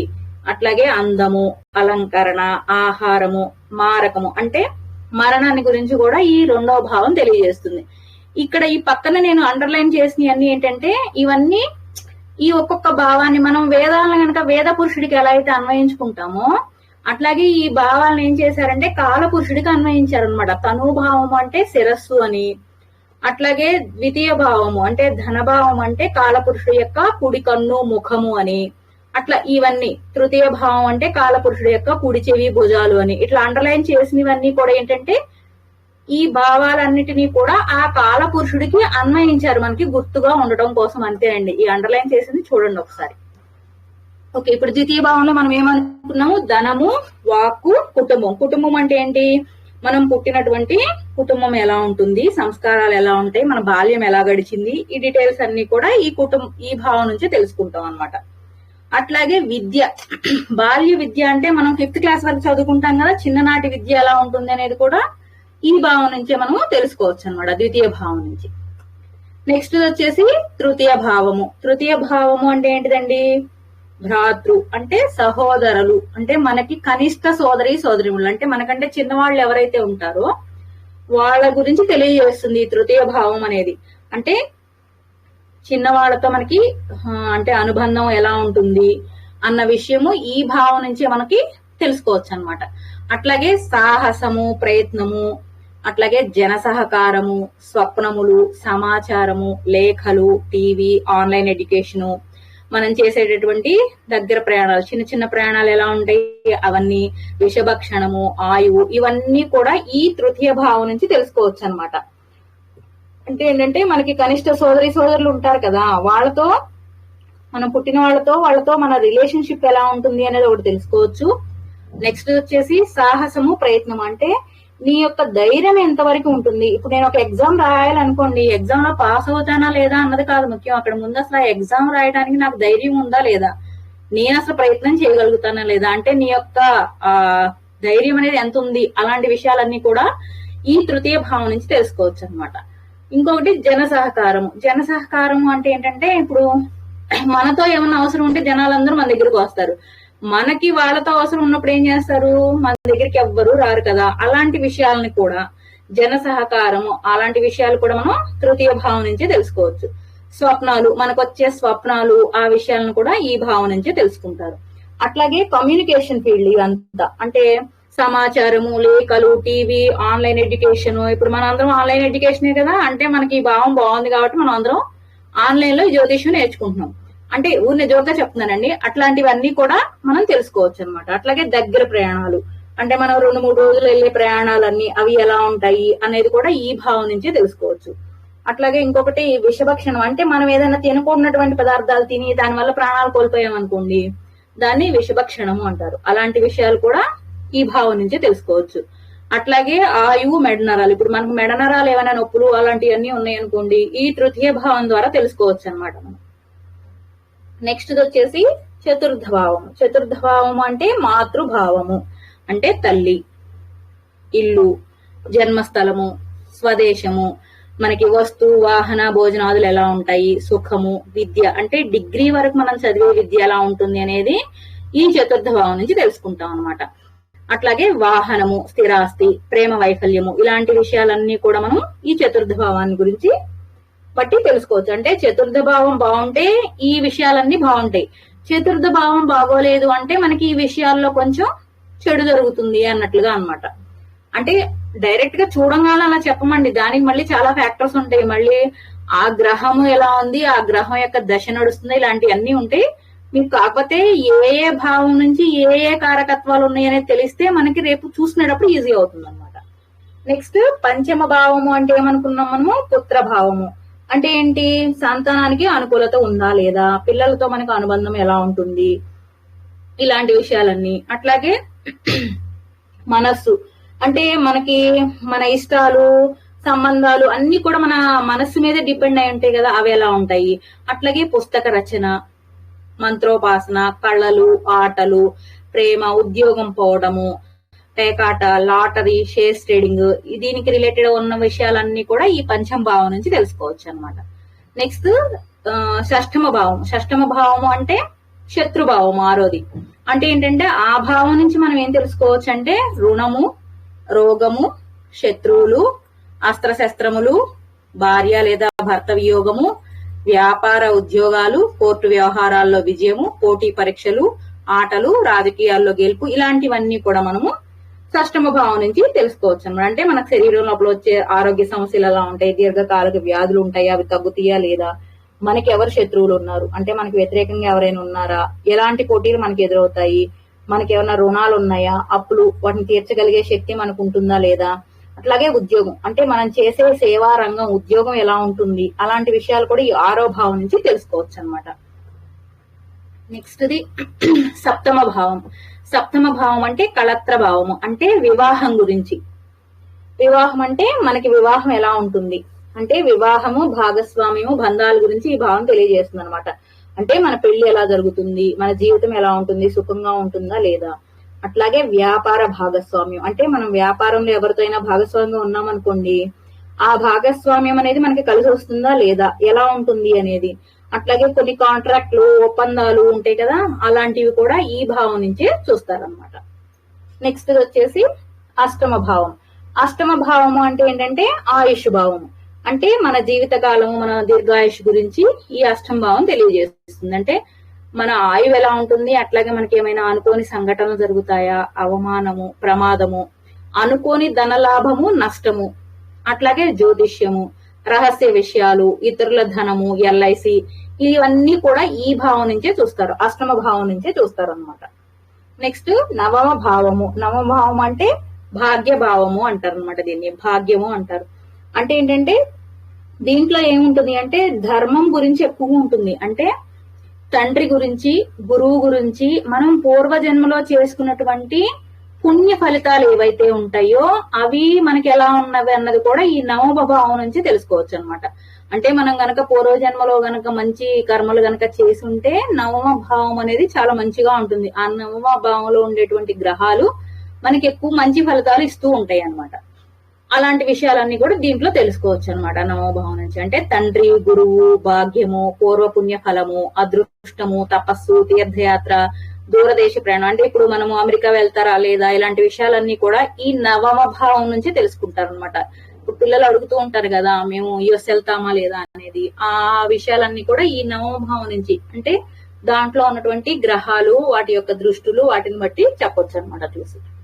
నెక్స్ట్ ది దశమ భావము. దశమ భావము అంటే ఏంటిది, ఉద్యోగము లేదా కర్మ భావము అంటారు. అంటే మనం చేసేటటువంటి ఉద్యోగం, అంటే మనం చేసే ఉద్యోగము, వృత్తి ఎలా ఉంటుంది, అంటే సమాజంలో మనకు హోదా అనేది ఎలా ఉంటుంది, ఇతను కలెక్టర్ అవుతాడా, లేకపోతే గవర్నమెంట్ ఉద్యోగం చేస్తాడా, లేకపోతే ఇంకేదైనా జాబ్ చేస్తాడా, అంటే జీవన భృతి కోసం మనం చేసేటటువంటి ఉద్యోగం అనేది దేని మీద డిపెండ్ అయ్యి మనం సంపాదిస్తాము అన్నది ఈ 10వ భావం నుంచి తెలుసుకోవచ్చు. 10వ భావం అంటే కర్మభావము లేదా కర్మస్థానము లేదా ఉద్యోగ స్థానము అంటారు అనమాట.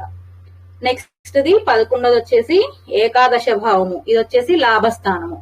అంటే మనకి ఏదైనా లాభాలు కానీ, అట్లాగే జ్యేష్ఠ సోదరి సోదరులు అంటే మనకంటే పెద్దవాళ్ళు ఉంటారు కదా, వాళ్ళ గురించిన డీటెయిల్స్ కానీ, మనకి ఎప్పుడైనా వడ్డీకి ఇచ్చామనుకోండి, ఎవరైనా డబ్బులు ఎగ్గొడుతూ ఉంటుంది కదా, మనకి ఈ లాభస్థానం అనేది బాగా ఉంటే మనం రావు అనుకున్నవి కూడా, అంటే లాభం, వడ్డీతో సహా అప్పు తీర్చడము, అవన్నీ చెప్పడం ఎలా అంటే ఈ భావం నుంచి చెప్పొచ్చు అనమాట.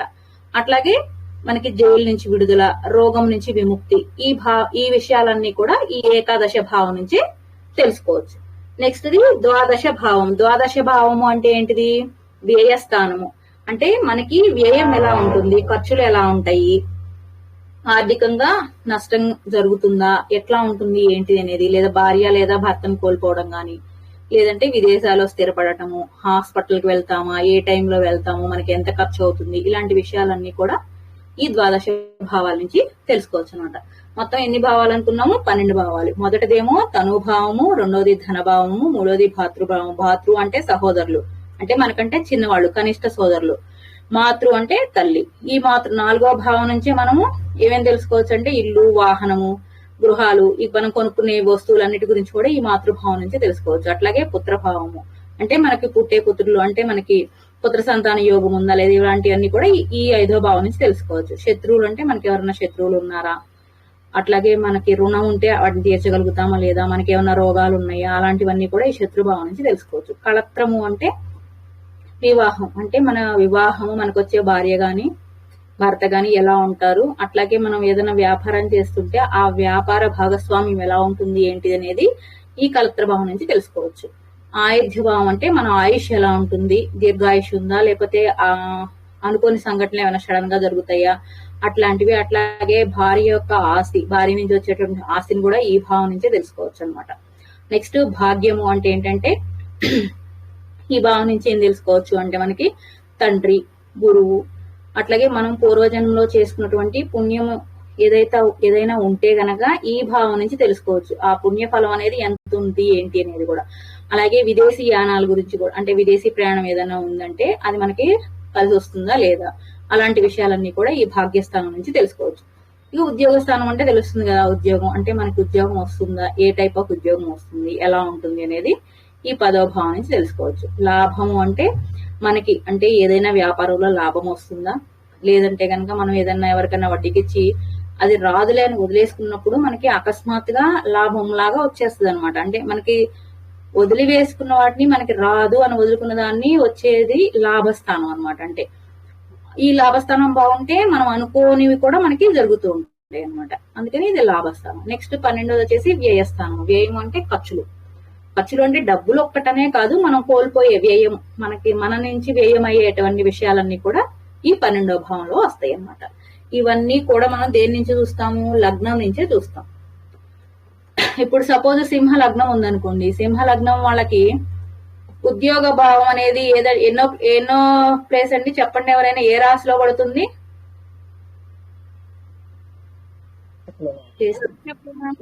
వృషభ రాశిలో ఉద్యోగ భావం 10వ. అదే కన్యక అనుకోండి, దేంట్లో పడుతుంది? కన్యా లగ్నం వాళ్ళకి, కన్యా లగ్నం వాళ్ళకంటే ముందుకి మిథునంలో వస్తుంది మేడం. అట్లా చూసుకోవాలి. అంటే భావాలు మారిపోతాయి చూడండి, లగ్నానికి భావాలు మారిపోతాయి. ఈ రాశి అధిపతి వేరే ఉంటారు. అట్లాగే ఈ బాక్స్ లో గ్రహాలు ఉంటాయి కదా మనం పుట్టినప్పుడు, ఆ గ్రహం మనకి మంచి చేసేది ఉండాలి.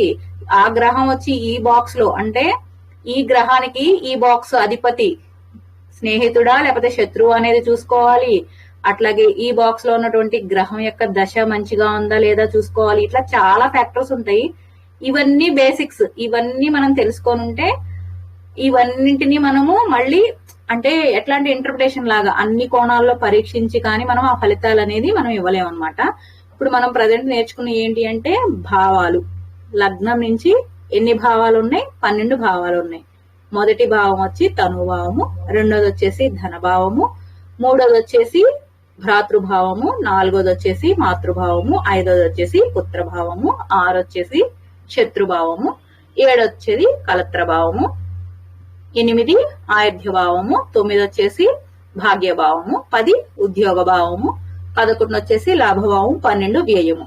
కలత్రం అంటే అర్థమైందా అండి? కలత్రం అంటే ఏంటి అర్థమైందా? భార్య వివాహం, భాగస్వామి, వివాహం. ఓకేనా?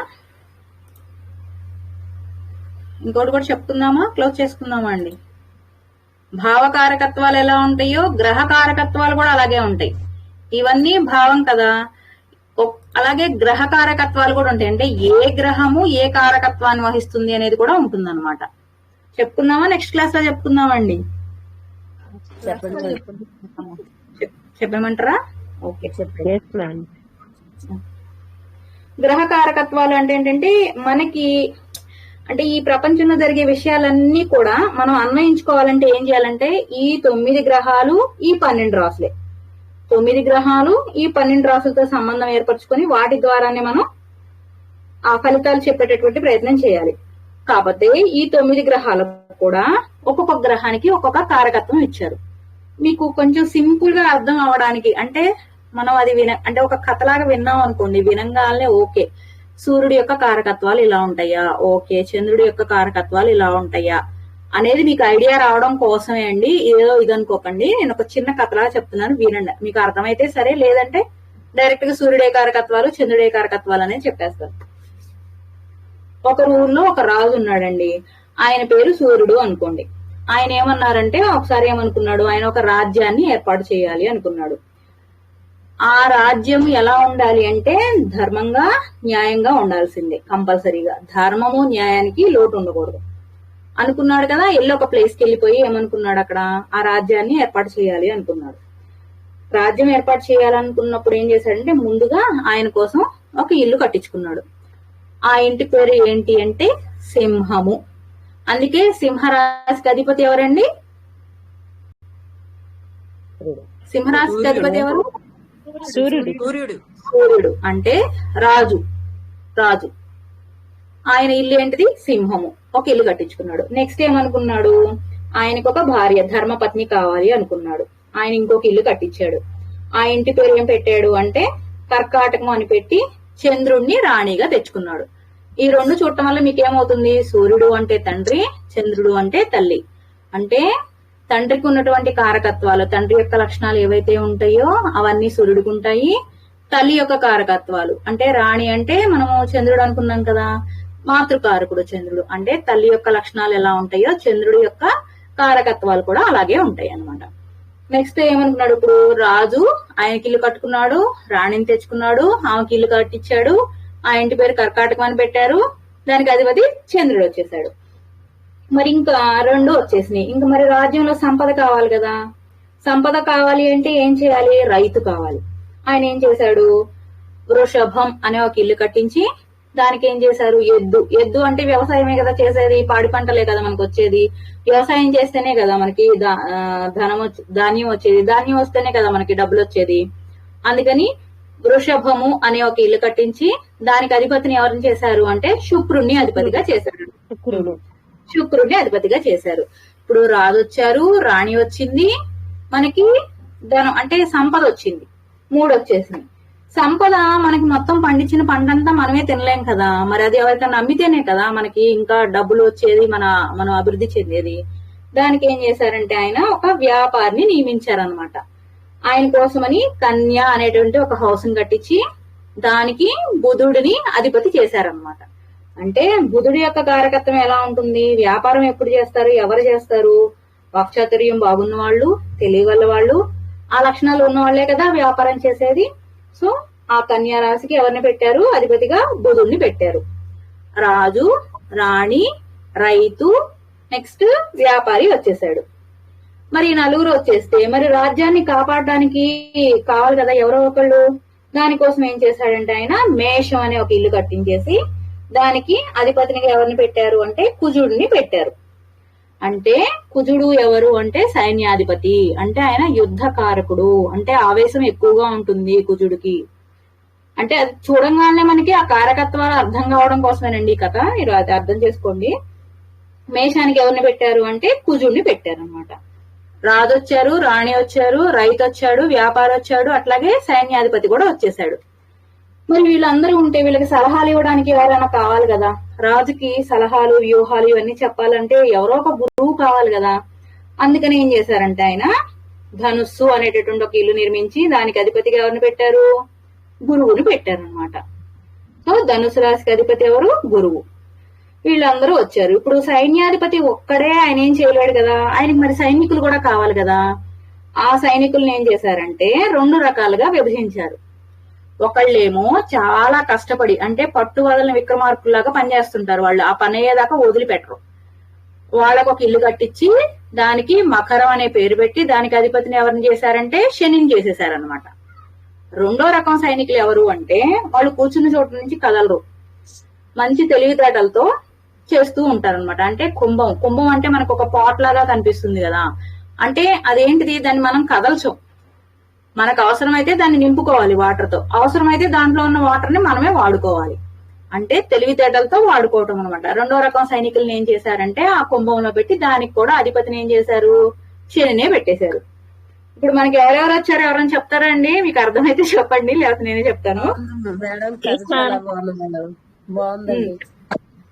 చెప్పండి. రాజు వచ్చి సింహం, రాజు వచ్చాడు, రాణి వచ్చింది, రాజు వచ్చాడు, రాణి వచ్చింది, రైతు వచ్చారు, వ్యాపారి వచ్చారు, సైన్యాధిపతి వచ్చారు, మంత్రి వచ్చారు, రెండు రకాలైన సైనికులు వచ్చారు.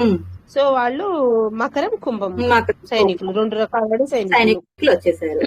మరి ఇంకా వీళ్ళందరూ వచ్చారు కదా.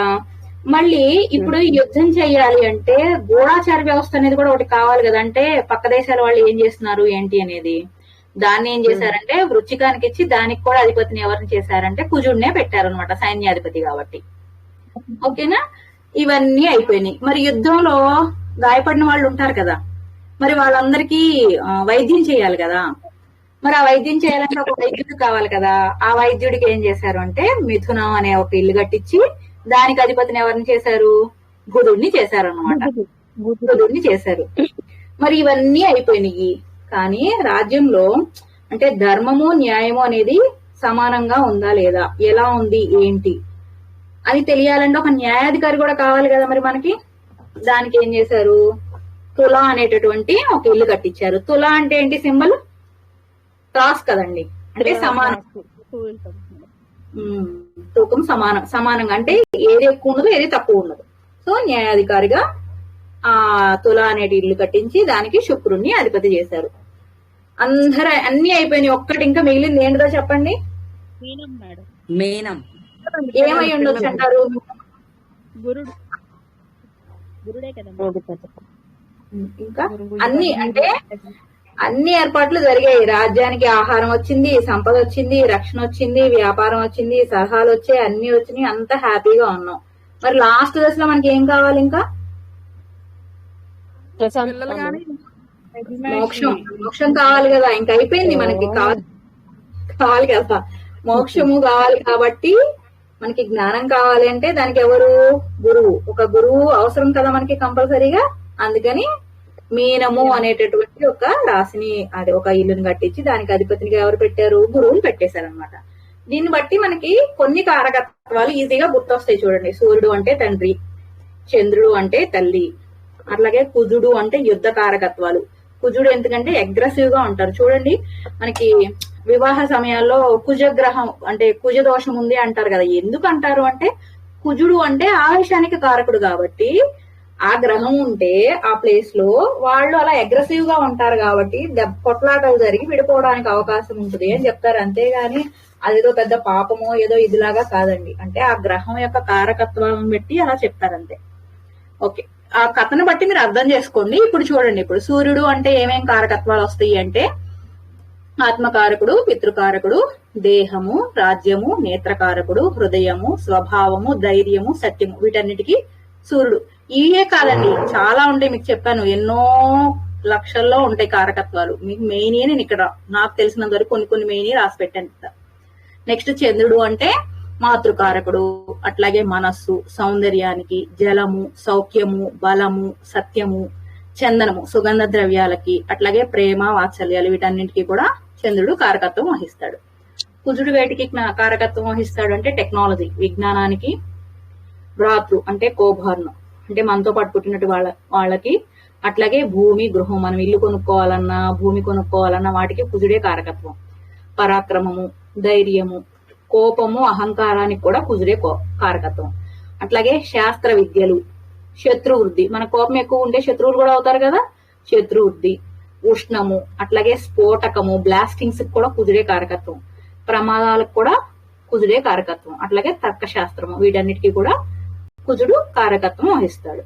నెక్స్ట్ బుధుడు. బుధుడు అంటే బుద్ధి కారకుడు అంటే తెలివి, అట్లాగే విద్యాకారకుడు, గణితము, జ్యోతిష్యము, వాక్కు, వర్తకుడు అంటే బిజినెస్ కి, తంత్రము, జ్ఞానము, ఆయుర్వేదము, హాస్యము, జ్ఞాతులు అంటే వీటన్నిటికీ కూడా బుధుడు కారకత్వం వహిస్తాడు అనమాట. గురువు దేనికి కారకత్వం వహిస్తాడంటే సంతాన కారకుడు గురువు. అట్లాగే జ్ఞాన కారకుడు, ధనాన్ని ఇచ్చేది కూడా గురువే. వేద విద్య, జ్యోతిష్యము, వేద శాస్త్రాలు, వివేకము, ఆచారాలు, సత్కర్మలు, పూర్వంలో మనం చేసుకున్నటువంటి కర్మల యొక్క ఫలితాలు, పుణ్య ఫలితాలన్నీ కూడా గురువే ఇస్తాడు. శుభకార్యాలకు కూడా గురువే కారకుడు. అట్లాగే శాంతి, ధర్మము, దైవభక్తి, సత్యము, స్వర్ణాభరణాలకు కూడా గురువే కారకం అన్నమాట. అంటే గురువు మంచి పొజిషన్ లో ఉంటే ఈ మన బంగారం రేటు అనేది కూడా గురువు యొక్క స్థానాన్ని బట్టి చెప్తూ ఉంటారు. చూడండి, మనకి చెప్పేటప్పుడు మనకి ఇవి చెప్తూ ఉంటారు కదా, ఉగాదికి మనకి చెప్పేటప్పుడు గురువు ప్లేస్ ని బట్టే ఈ సంవత్సరం బంగారం పెరుగుతుందా లేదా తగ్గుతుందా అనేది కూడా ఈయన నుంచే చెప్తారనమాట. అందుకే ఆయన స్వర్ణాభరణాలకు కూడా గురువే కారకత్వం వహిస్తాడు అనమాట. నెక్స్ట్ శుక్రుడు. శుక్రుడు అంటే కళత్ర కారకుడు, అంటే వివాహానికి శుక్రుడు కారకత్వం వహిస్తాడు. అంటే ఏమంటారు దాన్ని, అంటే మన బిజినెస్ అంటే మన రిలేషన్షిప్స్ అన్నిటికీ కూడా శుక్రుడే కారకత్వం వహిస్తాడు అనమాట. అట్లాగే వాహన సౌఖ్యము, భోగాలన్నింటికి శుక్ర దశ నడుస్తుందంటే ఇక భోగాలే భోగాలు. అంటే మనకి శుక్రుడు మంచి చేసే గ్రహం అయితే గనక మంచిగా ఉంటుంది ఆ దశ నడుస్తున్నట్లు. అట్లాగే నృత్యము, హాస్యము, వీటన్నిటికీ కూడా శుక్రుడు. నెక్స్ట్ రాహు. రాహు ఎలాంటి కారకత్వాలు వహిస్తాడు అంటే మోహ కారకుడు. అట్లాగే విదేశీయానం. ఇప్పుడు మనం విదేశాల్లో వెళ్ళాలి అంటే రాహువే కారకత్వం. వాళ్ళకి రాహు గ్రహం గనక మంచిగా ఉంది అంటే వాళ్ళకి విదేశీయానం అనేది కంపల్సరీగా ఉంటుంది. రాహుగ్రహం గనక అంటే వాళ్ళకి సపోర్ట్ చేయట్లేదు అనుకోండి, ఎంత ప్రయత్నించినా విదేశాల్లో వెళ్ళలేరు అనమాట. అట్లాంటివి. అట్లాగే అతి కామము, విష వైద్యము, చోరకళ, దొంగతనము. మన ఇళ్లలో దొంగతనం జరిగేది అనేది కూడా ఈ రాహు ఉన్న పరిస్థితిని బట్టి మనకు తెలిసిపోతుంది. చోరకళ లేకపోతే దొంగలుగా మారటం, ఇవన్నీ కూడా ఈ రాహు ఊహించేటటువంటి కారకత్వం అన్నమాట. అట్లాగే అధార్మిక జీవనం అంటే బ్యాడ్ డీడ్స్ ఏవైతే ఉంటాయో అవన్నిటికీ ఈ రాహువే కారకత్వం వహిస్తాడు. ఇక కేతువు అంటే ఆయన మోక్షకారకుడు. అంటే మనల్ని అన్ని బంధాల నుంచి తొలగించే ఈ కేతువుది బాగుంది అంటే గనక మనం ఆధ్యాత్మికంగా బాగా దీంట్లో ఉంటాం అనమాట. కేతు గ్రహం గనక మనకి మంచిగా ఉంటే వేదాంతము, దైవభక్తి, వైరాగ్యము, జ్ఞానము, భాష, ఇవన్నీ కూడా కేతువు కారకత్వాలు వహిస్తాడు. ఇక ఫైనల్ గా శని ఏమేం కారకత్వాలు వహిస్తాడంటే కర్మకారకుడు. అంటే మనం పూర్వజన్మలో చేసుకున్నటువంటి కర్మ ఫలితాలు ఏవైతే ఉంటాయో మంచి గాని చెడు గాని ఆ రెండింటిని అనుభవించేటట్లు చేసేది శని. మనం గనక మంచి చేసుకుంటే మంచి కష్టపెట్టినా మంచి ఫలితాలు ఇస్తాడు. అదే చెడు చేసుకుంటే చెడు చేస్తుంటే ఆ ఫలితాలన్నీ మనం వాటిని అనుభవించేదాకా అయినా మనకి ఆ కారకత్వాలని వహిస్తాడు అనమాట.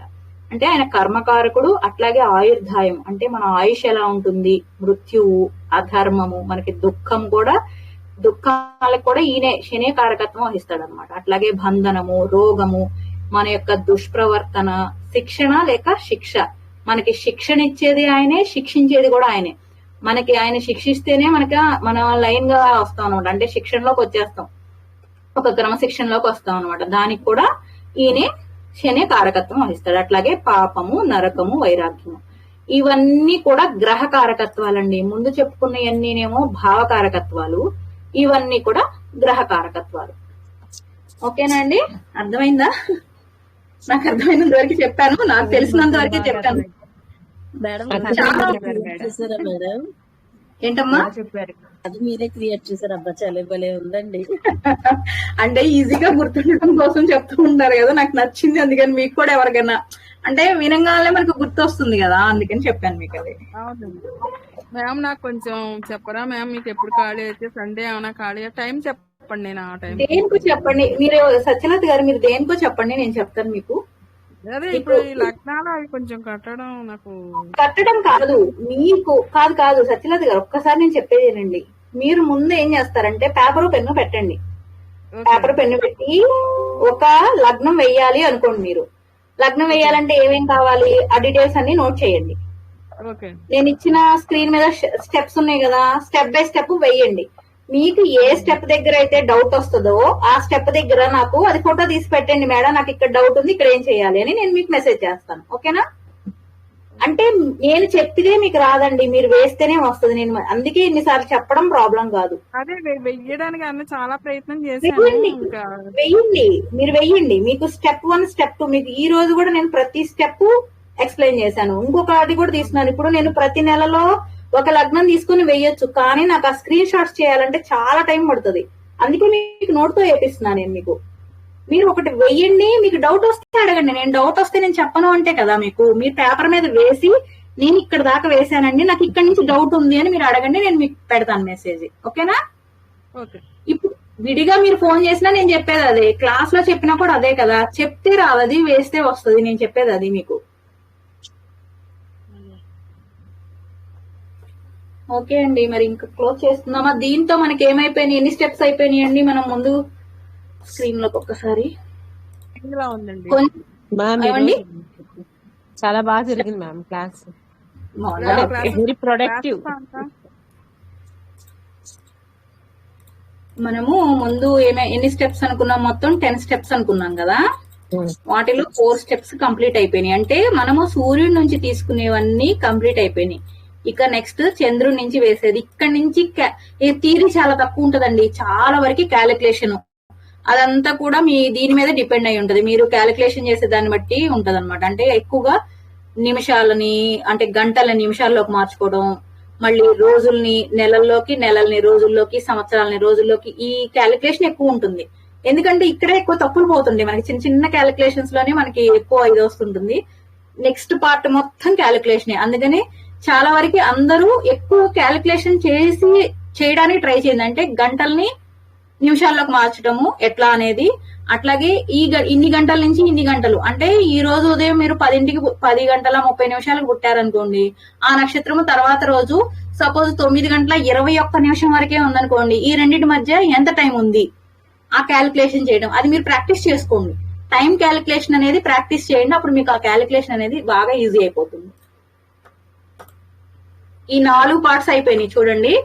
లగ్నం వేయటము, లగ్నానికి సంబంధించినటువంటి శుభగ్రహాలేంటి, పాపగ్రహాలేంటి అనేది. అట్లాగే లగ్నాన్ని మొదటి భావంగా పరిగణించి మనం ఆ 12 భావాలని లగ్నం నుంచి రాయటము. ఒక్కొక్క భావము దేని గురించి తెలియజేస్తుంది, అంటే భావం యొక్క కారకత్వాలు ఏంటి అనేది తెలుసుకున్నాము. నెక్స్ట్ మనం పుట్టిన సమయానికి ఆ గ్రహాలు, అంటే ఉన్న 9 గ్రహాలు ఏ బాక్స్ లో ఉన్నాయి ఆ చార్ట్ లో నింపడం అనేది తెలుసుకున్నాం. ఓకేనండి, ఈ 4 స్టెప్స్ అయిపోయినాయి. ఇక నెక్స్ట్ ది 5th ఏంటంటే మన జన్మ నక్షత్రము, జన్మ రాశి.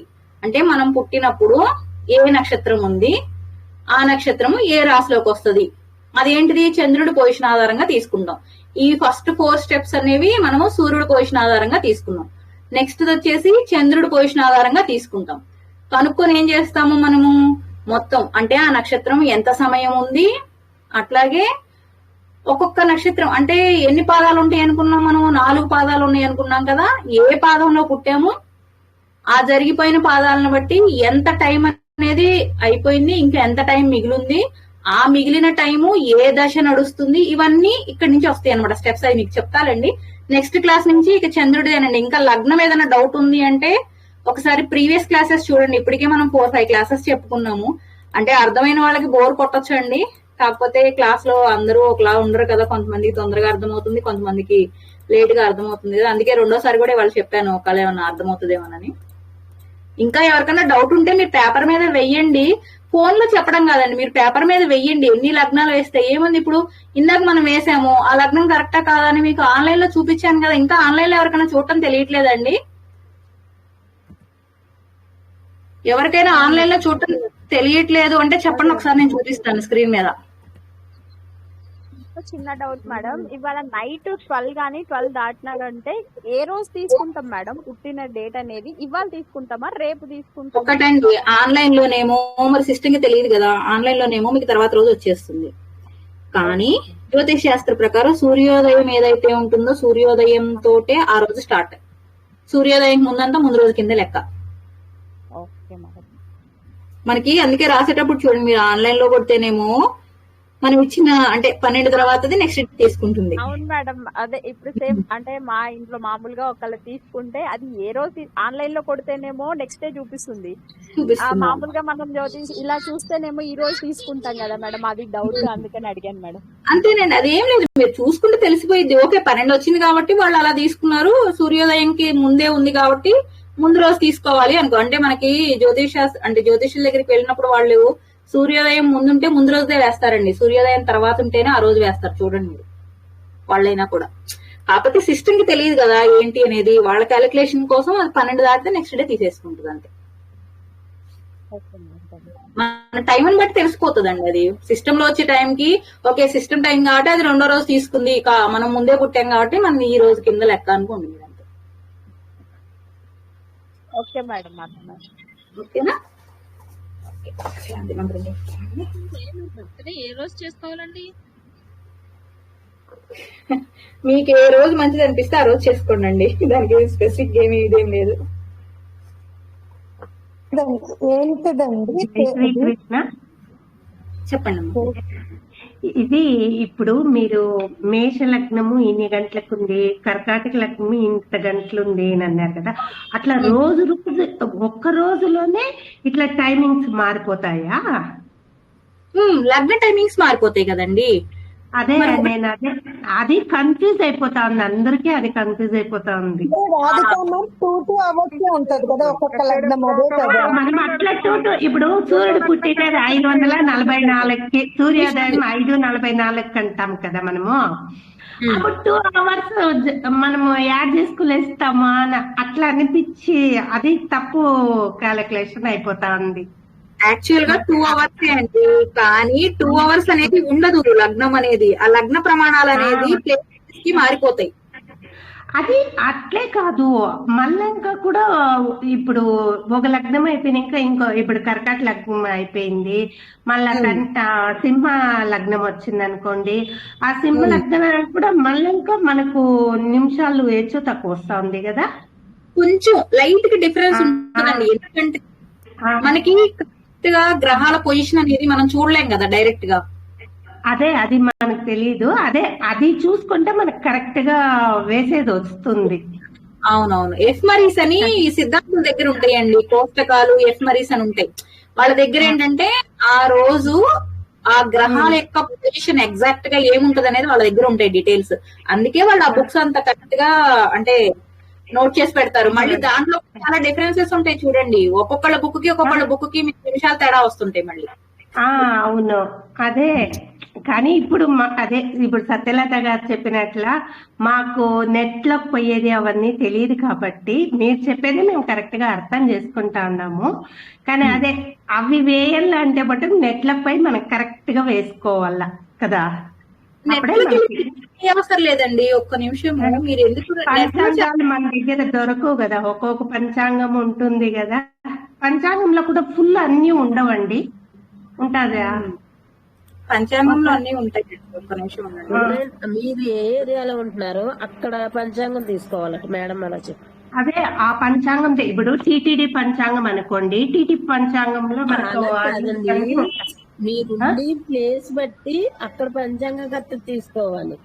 అదే మేము తిరుపతి దగ్గరే కదా ఉండేది, టీటీడీ తీసుకుంటాం అన్నమాట. తీసుకోవాలండి, టీటీడీ తీసుకుంటాం. దాంట్లో కూడా ఉంటుందా ఇట్లా రోజుకి అదే మేష రాశి ఇంత, వృషభ రాశి ఇంత అనేసి టైమింగ్ ఉంటాయి. మీకు ముందు చూపించాను కదా స్క్రీన్, మీకు ఆ బుక్ తీసుకుంటే పంచాంగం బుక్ లో ఆ డే రోజు ఏది మళ్ళీ మీకు స్క్రీన్ చూపిస్తాను. ఇది ఆన్లైన్ ఓపెన్ చేశాను చూడండి, కనిపిస్తుందా ఆన్లైన్ ఎలా చూసుకోవాలనేది? కనిపిస్తుంది. అది మీరు పెట్టినారు, చూసినాను ఒకసారి, నేను ట్రై చేసినాను కానీ ఎందుకో నాకు రాలేదు. ఇంకసారి ఏదన్నా ముడితే మళ్ళీ ఏదన్నా అయితే కష్టం అనేసి. ఇక్కడ చూడండి సత్యలత గారు, మీరు కూడా చూడండి. ఇక్కడ onlineJyotish.com లోకి వెళ్ళి ఇక్కడ ఫ్రీ ఆస్ట్రాలజీ అని ఉంటది, దాని మీద క్లిక్ చేయగానే తెలుగు జ్యోతిషం అని వస్తుంది. అక్కడ మీకు సైడ్ కి ఇట్లా వస్తే పంచాంగము, జాతక చక్రము అని ఉంటుంది కదా. మీరు జాతక చక్రము అనేది ఇక్కడ క్లిక్ చేయగానే ఏమవుతుందంటే మీకు వేరే విండో ఓపెన్ అవుతుంది. ఇట్లా దీంట్లో ఇలా చూడండి, కిందకి రాగాలి ఏమి లేదు మీకు. ఇక్కడ మీ పేరు అడుగుతుంది, మీ పేరు ఏంటి అనేది అడుగుతుంది. సపోజ్ ఏబిసి అని ఇచ్చా నేను. అట్లాగే మీరు ఏంటిది అంటే మేలా ఫీమేల్ అని అడుగుతుంది. మేలా ఫీమేలా ఏదైతే అది ఇచ్చేసేయండి. అట్లాగే మీరు పుట్టిన డేటు, ఇందాక మనం ఈ రోజు 15th ఆగస్ట్ తీసుకున్నాం కదా, అతను ఏదో వచ్చిందో చూద్దాం. 15th August 2025. మనం ఎంత టైం తీసుకున్నాము? 12ంటికి తీసుకున్నాం కదా ఆయనది. 12 గంటలు కరెక్ట్ గా 12 గంటలు తీసుకున్నాం. ఇండియా హైదరాబాద్ అనేది తీసుకున్నాం. అంటే సూర్యోదయం మనం హైదరాబాదే తీసుకున్నాం కదా. ఇక్కడ సబ్మిట్ కొట్టండి. సబ్మిట్ కొట్టంగానే మీకు ఇట్లా కింద ప్రతి విషయం వస్తుంది. మీ జనన వివరాలు అని వస్తుంది, పంచాంగ వివరాలు కూడా వస్తాయి. అంటే మీరు ఏ టైంలో పుట్టారు, ఏ సంవత్సరంలో పుట్టారు, ఏ ఋతువులో పుట్టారు, ఏ తిథిలో పుట్టారు, ఇవన్నీ కూడా ఇట్లా వచ్చేస్తాయి మీకు. ఇక్కడ చూడండి, ఇందాక ఎవరు అడిగారు, ఈ వారం కూడా ఇట్లా ఇస్తారు. వారము వైదిక వారము రెండు ఇస్తారు మీకు దీంట్లో. ఇన్ కేస్ డిఫరెన్స్ ఉందనుకోండి, 12 తర్వాత ఉందనుకోండి, ఈ వైదిక వారం అనేది సపోజ్ వాళ్ళ లెక్క ప్రకారం శుక్రవారం అయితే వైదిక వారం అనేది గురువారం వస్తుంది. ఇక్కడ వాళ్ళు మెన్షన్ చేస్తారు, మీకు అన్ని ఉంటాయి డీటెయిల్స్. కాకపోతే ఏంటంటే మనం కాసేపు కూర్చొని తీరిగ్గా ఆలోచించి చూసుకోవాలంతే. అవి ఇవి ఉంది కదా గ్రహస్థితి. అట్లాగే లగ్న నవాంశ చక్రాలు చూద్దాం. లగ్నం ఎక్కడ పడింది చూడండి, ఎవరైనా లగ్నం ఎక్కడ పడిందండి? తులా లగ్నం మేడం. మరి ఇందాక మనకి ఏమొచ్చింది? తులా లగ్నం ఏమొచ్చిందా? 12 గంటలు పుట్టినతుంది ఏ లగ్నం వచ్చింది ఇందాక మనం క్యాలిక్యులేట్ చేసినప్పుడు? తులా లగ్నమే కదా మేడం. తులా లగ్నమే వచ్చింది. ఆ లగ్నంతో పాటు వాళ్ళు ఆ టైంలో ఆ గ్రహాలు ఎక్కడెక్కడ ఉన్నాయి అనేది కూడా మనకి చూపించేశారు డైరెక్ట్ గా. ఇక్కడ ఇట్లా నెట్ లో చూసుకోవడం చాలా ఈజీ అండి. మీరు ఎందుకు ఇది అవుతున్నారు? మా వల్ల కాదు క్యాలిక్యులేషన్ చేయడం, మాకు అర్థం కావట్లేదు అన్నప్పుడు మీరు ఏం కంగారు పడవద్దు, అక్కడ ఆగిపోవద్దు. ఇట్లా నెట్ లోకి వెళ్ళి చూసుకోండి, ఈ బాక్స్ తీసేసుకోండి, చక్కగా నోట్ చేసుకోండి. వచ్చిన వాళ్ళు ఏంటంటే మీరు చేత్తో వేస్తే ఏంటంటే మీకు ఆ ప్రాసెస్ అర్థమైతే మీకు ఇంకా బాగా ఐడియా వస్తుంది. అందుకోసమనే ఆ ప్రాసెస్ చెప్తున్నాం మేము. అదే మీరు చెప్పేటప్పుడే క్యాలిక్యులేషన్ చేసి అర్థం చేసుకుంటా ఉన్నాను, కానీ నెట్ లో పోయేది ఇంక మనకి ఏం అవసరం ఉందిలేదు, నేను పోలేదు. మీరు చెప్పేది అర్థం అవుతా ఉంది కరెక్ట్ గా. ఇప్పుడు ఈ రోజు చెప్పింది బాగా అర్థమైంది. ఈ రోజు ఇద్దరికి మీరు బాగా విలేవరుగా బాగా చెప్పినారు కాబట్టి మాకు బాగా అర్థమైంది. మళ్ళా కూడా ఈ వీడియో చూస్తే మనక ఇంకా బాగా అర్థమవుతుంది. ఓకే అండి, చూడండి ఈ రోజు బాగా అర్థమైందండి. వేశారు కదా మేడం, చంద్రుడు, గురుడు, శుక్రుడు, సూర్యుడు అలా. అది డిగ్రీల ప్రకారమా మేడం అవి వేసింది, అంతే కదా మేడం? ఏది ఇక్కడమ్మా ఈ స్క్రీన్ మీద ఇవి వేసిందా? అవును మేడం. డిగ్రీల ప్రకారము కాదమ్మా, ఏ రాశిలో ఉన్నారనేది ఉంటుంది. ఈతను అంటే మీరు పుట్టిన టయానికి కుజుడు ఏ రాశిలో ఉన్నాడు? కన్య రాశిలో ఉన్నాడు. కేతువు ఎక్కడ ఉన్నాడు? సింహంలో ఉన్నాడు. సూర్యుడు ఎక్కడున్నాడు? సూర్యుడు ఎక్కడున్నాడు చూడండి, కర్కాటకంలో. కరెక్ట్ గా వచ్చిందా లేదా?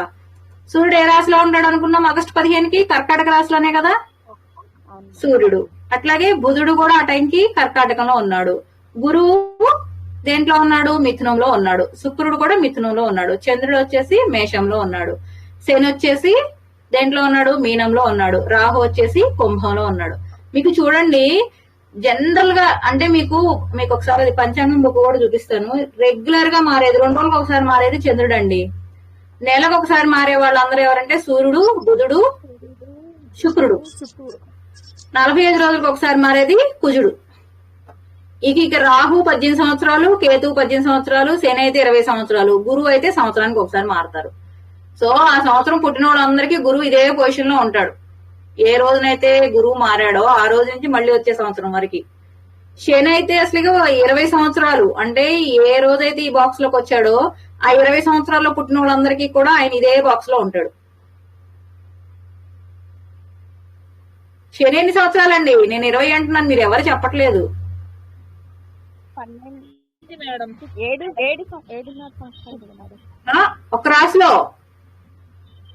2.5 సంవత్సరాలండి. మొత్తం రాశులన్నీ 30 సంవత్సరాలండి. చక్రంలో అయితే 30 సంవత్సరాలు. మరి నేను చెప్తే మరి ఎవరు చెప్పట్లేదు. రాహు కూడా నేను తప్పే చెప్పాను. అంటే శని ఎన్ని సంవత్సరాలు ఉంటాడా చెప్పండి. శని ఎన్ని సంవత్సరాలు ఉంటాడు ఒక్కొక్క రాశిలో? ఒక రాశిలో అండి, ఒక రాశిలో మీరు మొత్తం 2.5 సంవత్సరాలండి. సంవత్సరాలు ఉంటాడు. మరి రాహు చూడండి 1.5 year మొత్తం అయితే 18 సంవత్సరాలు. కరెక్ట్. అది చూడండి, మీరు అదే గుర్తుపెట్టుకోండి, కన్ఫ్యూజ్ అవ్వకండి. అబ్బో 6 అయిపోయిందండి. ఒక్కసారి అది మీకు చూపించి క్లోజ్ చేసేస్తాను, చాలా టైం అయింది ఇవాళ.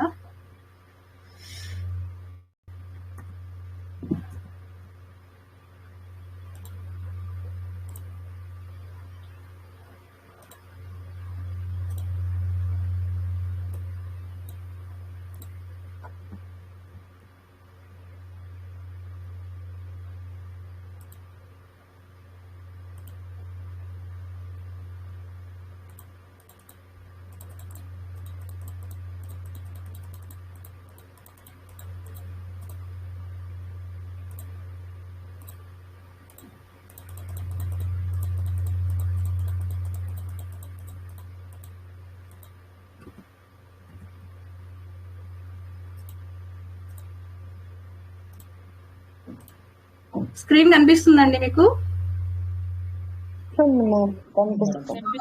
ఇక్కడ ఇక్కడ చూడండి, మీకు ఆ స్క్రీన్ మీద ఇది ఎప్పటిది పెట్టాను నేను మీకు.